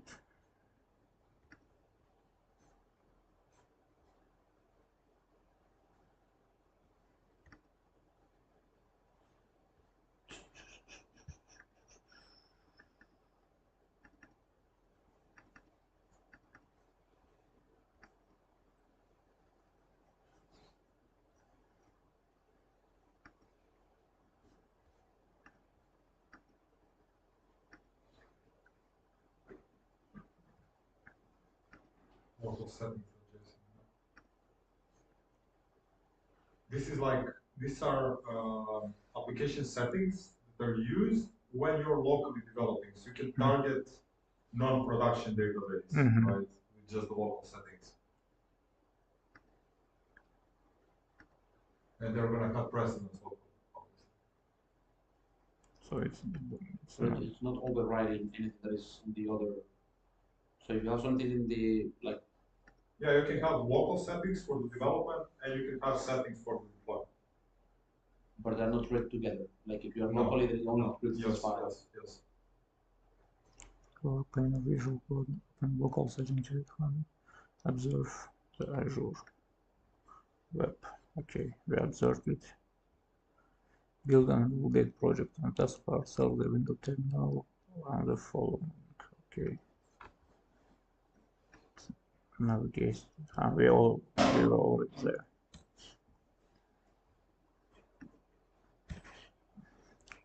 Okay, .NET build.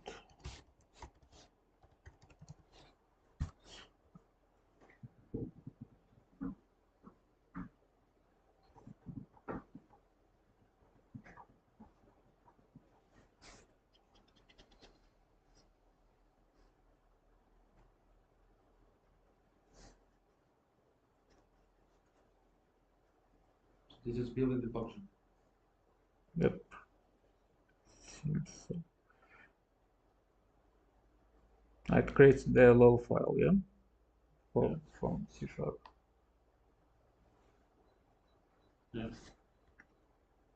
It's very interesting. Yeah. Creates the LLs. Okay. Now.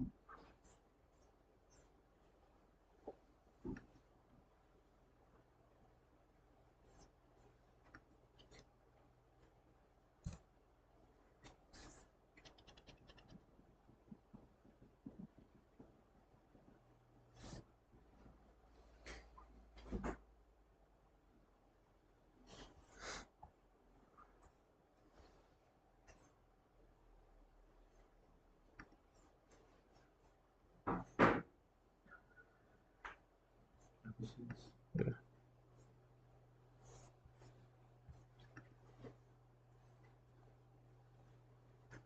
This is the Azure function. Yeah, it's Yes. around this one.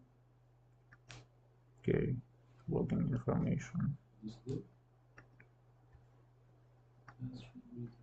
So as we can see, even not C#, this is HTTP trigger, and Yeah. you can accept data by get and post. Actually, by get you cannot accept any data, right? You can just send a request, but in the logic you can recognize also what kind of HTTP request came to you, and then Yep. if else or switch, and then So you pass the name as a parameter, it's gonna print it out. Yeah, it searches the name from request query. Yeah. That's it. Okay. And name can be anything. Yeah, you just Just the parameter. Yeah. Variable. Okay, what's next? Within the echo file, all and add the following. Okay, So that was fun. we didn't expect that. Yeah. Yes. This is what we have. Okay, now erase it. The following lines of code. Okay. It will be faster to just copy.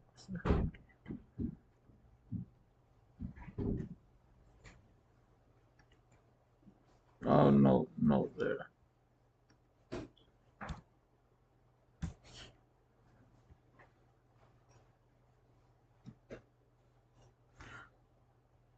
Should now include. Okay. Within the echo class.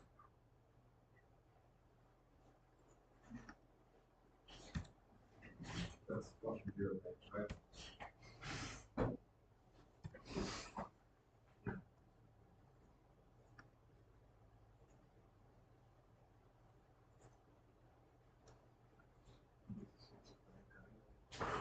Yeah.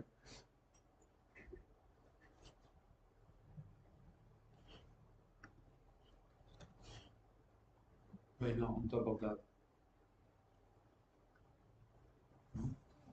Right top. It's a body function where it starts inside the run. Let me check. Add the following code public action result. You're in 11. HTTP request. Let's just copy this one. Why bother at all? I think how it builds up down, that's just the complete code. I think, for example, number 13, you can just copy over. the whole This thing. one, yeah. Yeah, it's becoming more complete. Yeah, so if you erase everything, then Yeah, just erase everything and then press put the number 13. Yeah. Was that the function name echo in the brackets? Was that's the name of the code? That's Function name echo, yes, that's name of your microservice. basically. it's the same as annotation in Java and Swift. Okay. Yeah, this run is complaining, huh? Yeah, let just copy this one like this. You cannot copy from one to another. Yeah. Press everything again. No, it doesn't work. You cannot copy from another to press the button. Yeah.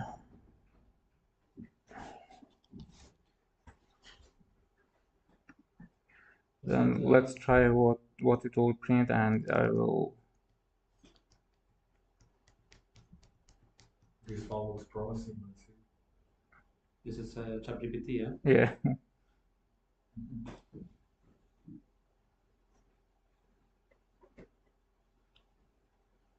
Okay. Yeah. The formatting is shit. And I think there's extra. It shouldn't be here, and this shouldn't be here. Yeah. Yeah. Let's just continue. Don't care about formatting for writing. Okay, test the HTTP triggered function by using HTTP prepl. I need to save it first. Oh, yeah.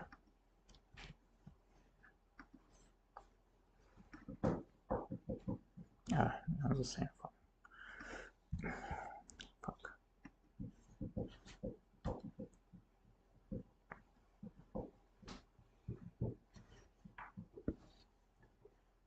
I don't think you pressed the enter.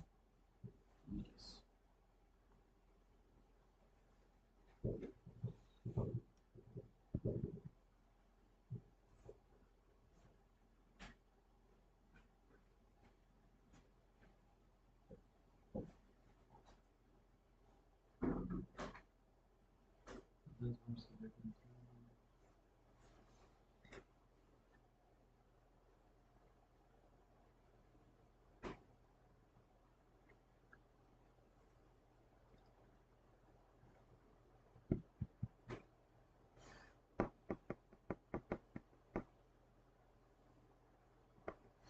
You see, it's running that Echo microservice on the local host at the port 7071/API/Echo.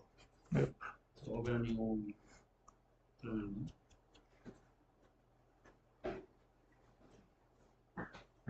So it's running right now. Yes, So we can, so you need to open a new yeah. terminal. Let's maybe copy this and try. Yeah, you can copy it over. It's not going to work really like that. Because you need to, it's available over HTTP, but you need to send request, right? Yeah, post request. So, Yeah. Is there any postman like something? oh, wait, maybe just go through the hub and then. Yeah, the instructions there. Yeah. Oh, we have here, yeah. Wait, but it's not running anymore. Yeah. So No, maybe it's gonna run in the background. Let's try.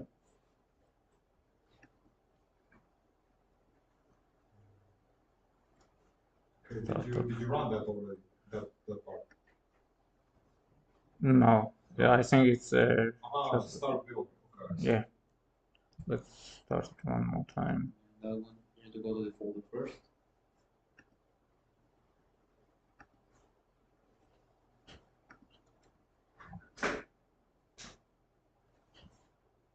The number No, four. it's .NET. It's just calling But the. the number 4, you need to go to the folder first, no? I think he's there already. No, it's not. In the previous one, not this one. No, I mean this one should call, but yeah, let's just in case go there.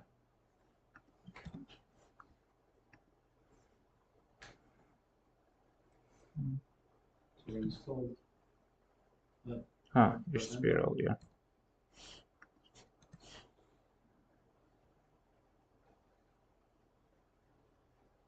Disconnected.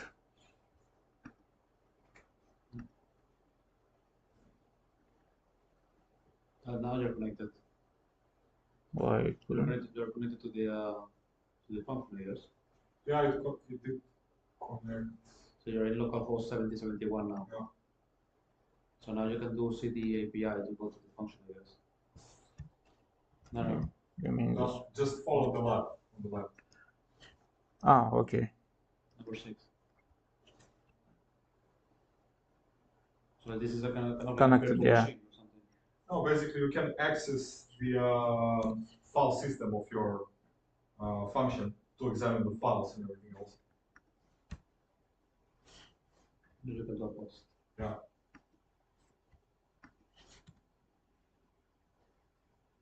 Yeah. Yeah. And this one. Oh. So basically it just returns via the output binding. Yeah. Same data that you're sending. Then this output could be another function, it could be another. It can be whatever. Whatever you want. So then you just make a chain Yes. of microservices Yes. to get to different results. Yeah. Interesting. So it's The continuous. next one is going to be scheduled triggered function. Someone else wants to do it. Let's go. Let's go.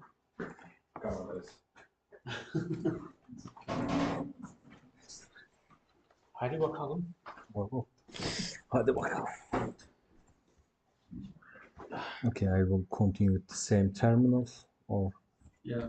maybe I can open the new one. No, not there. You need to do it on the virtual machine. Ah, okay. Then the same. Yeah, you're already there. Ah, I'm right. Sorry. Okay. Yeah, you need to click that inside. And switch screens.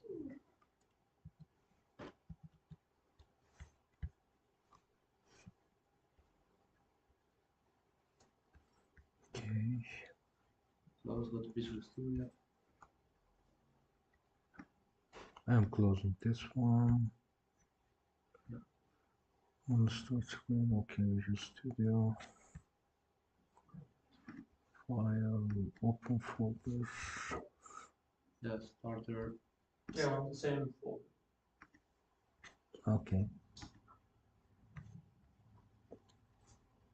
That's a Accuracy, recurring. yes. Which one? This That one. one. Okay.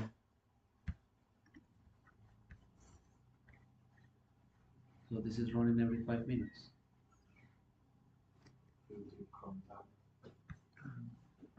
Okay.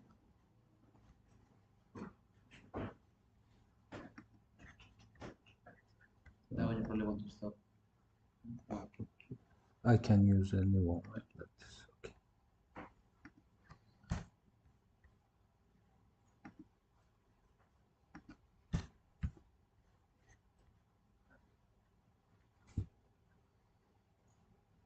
Bernardino is running twice, no? Because it was already running Already running. in the first PowerShell. This No, one. that one stopped. Okay.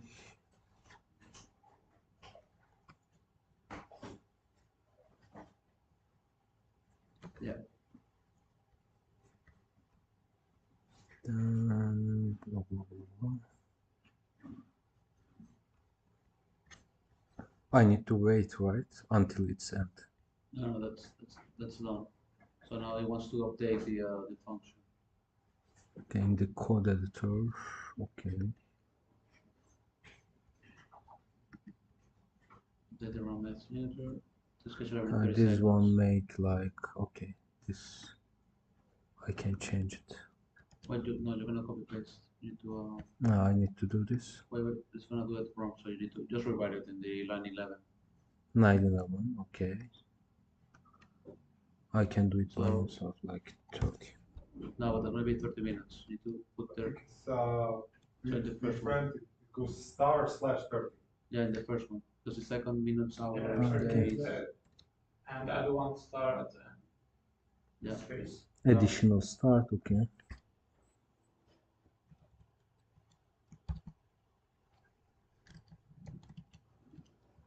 Oh fuck. Control. Sorry. Shift 8. Yeah, I saw it. Save. Control S. Command S. Control. It's called command. Yeah, but you're in the Windows. Ah, true. Then save. Blah, blah, and return back.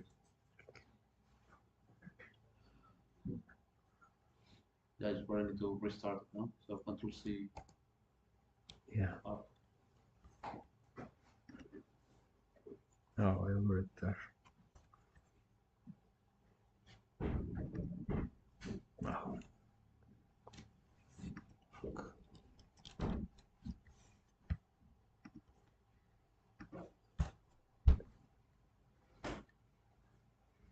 So every 30 seconds, you should get a message. Okay.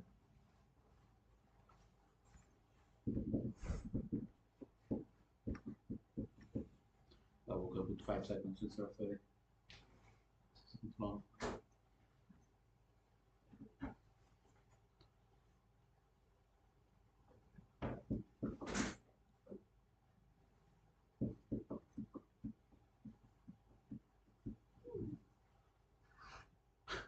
And you found the only spot with this on. So we need to wait 30 seconds, right? Yeah, but it's telling you to upload Yeah, this is just the previous one was to see it on the console every 30 seconds. Yeah, I see. Okay, this is a different. That's what I mean, like they put it 30 seconds, but it could be faster than 30.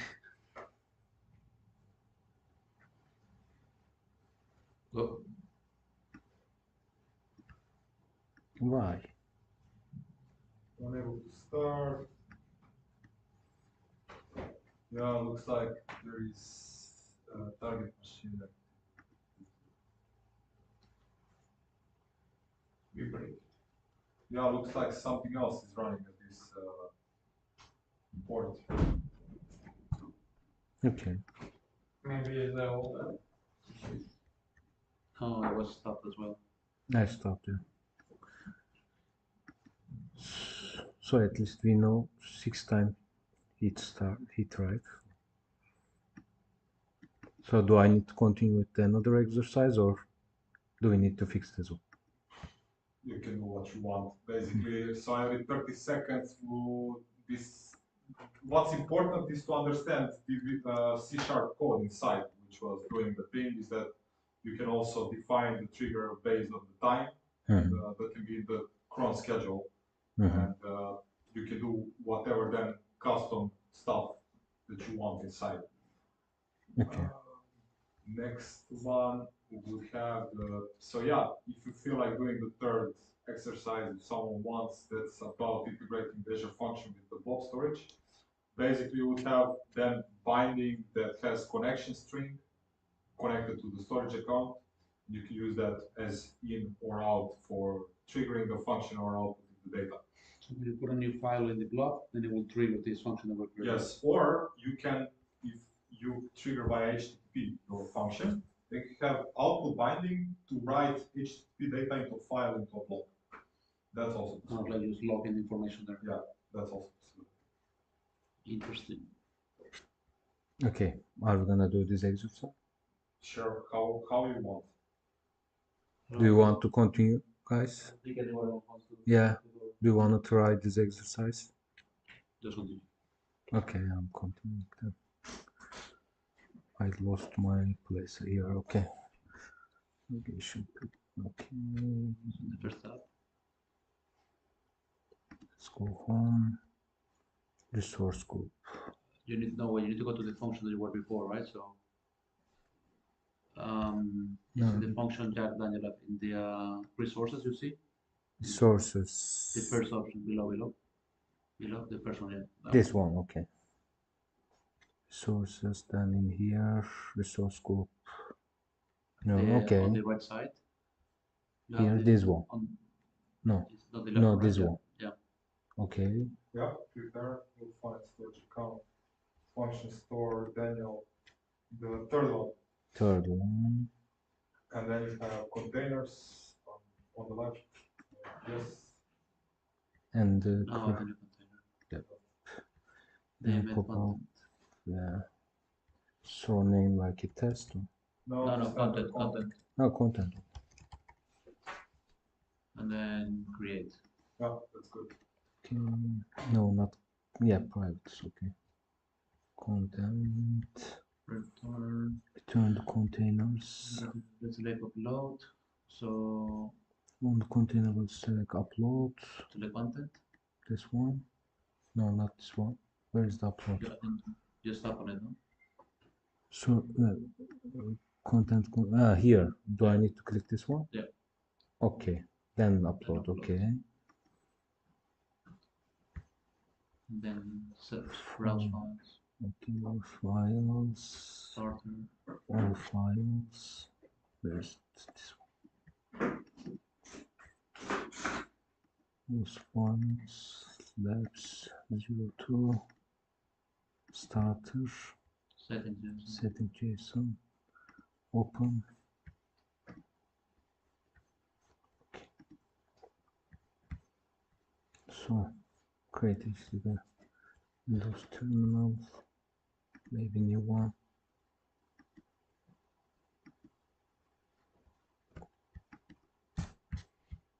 Okay, now we're making a new trigger, the same as before. No? Sorry? This is making the new trigger, the same as before. Yeah, this is creating a new small function service.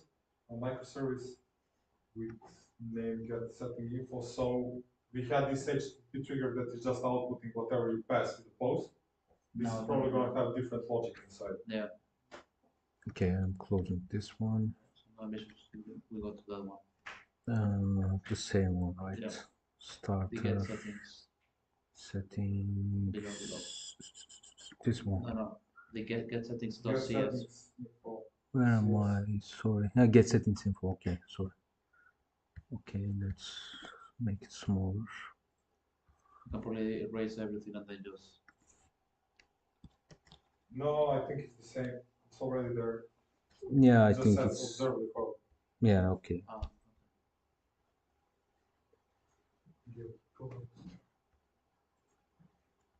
Okay, I think I don't need to change anything. No. You observe it. Delete all content. Yeah, exactly. Yeah. Okay. Wait, and then just go all the way to the end and Yeah. see the last one. This That one. one, yeah. Yeah, so this is one that actually send the blob, the settings of JSON file. Okay.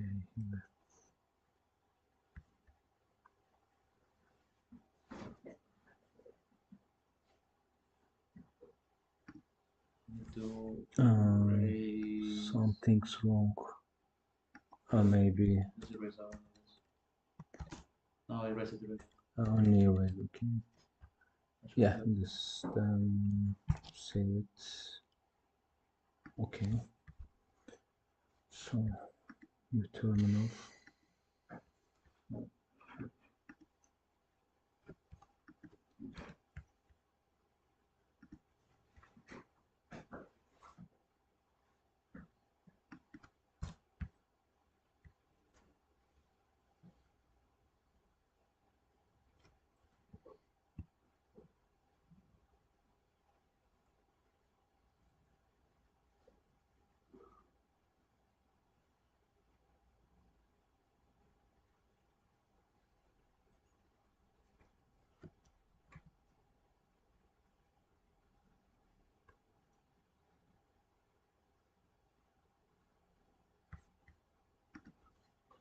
What's the actual name of this stuff? Because now you have three different functions. Yes. Inside of what? One function app. So one function app can host different microservices. Okay, so the name of what we're creating is not a function, it's just a microservice. Yeah, so this is a function. The microservice is called a function. As well. No. Function app is the container. whole thing. And then functions are small microservices. Exactly. Within the So function. the functions are inside a function. Yes. Yeah. That'll be redundant.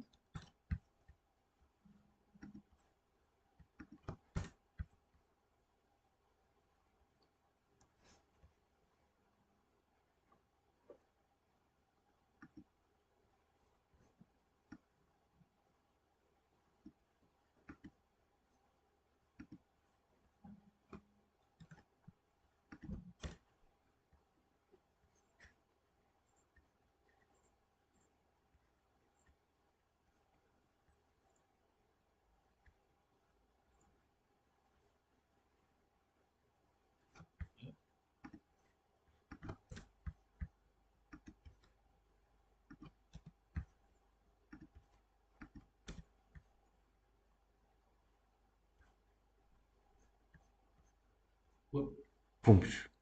Broken. You're having the same issue like before. Yeah. Private mesh. Maybe something went wrong with the function extension. Who knows?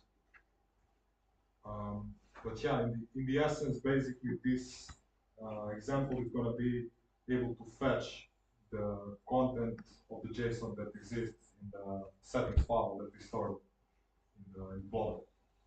And then if you post, you could update it. Sorry? If you post to the service and you had it configured like that, you would update the file. You would then need to have, so you would have HTTP trigger with both get and post methods. With the get, you would get the data. With the post, you would need to have then the logic to be able to update the file. And you don't need to do anything because the app already has access because you configure it on the portal, and then you basically allow the app Yes, to have a basically, block storage. yeah, by using the connection string or the identity. And you don't need to troubleshoot it. I mean, it's gonna take us time to figure out what's wrong with the lock. Yeah. So Okay, thank you. And Guys, the rest is just the deployment. No? sorry? The exercise 6 is just the deployment. Sorry? The exercise 6 is just deploying things that you have local to. Yeah, just to validate, indeed. Any questions for today so far? Okay, then we are done for today. Thank you. Tomorrow 9:30. Who can? Sorry. I will come maybe up to Okay. maybe No problem. 20 minutes. Okay. What's the content of tomorrow? Tomorrow we are gonna look at the storage, and we are gonna look at the Cosmos DB. Okay. No SQL, Sorry? no SQL DB or Azure. Yes, Can you have a relational database? of course. It's called Azure SQL. Yeah. Okay. Yeah. Nice.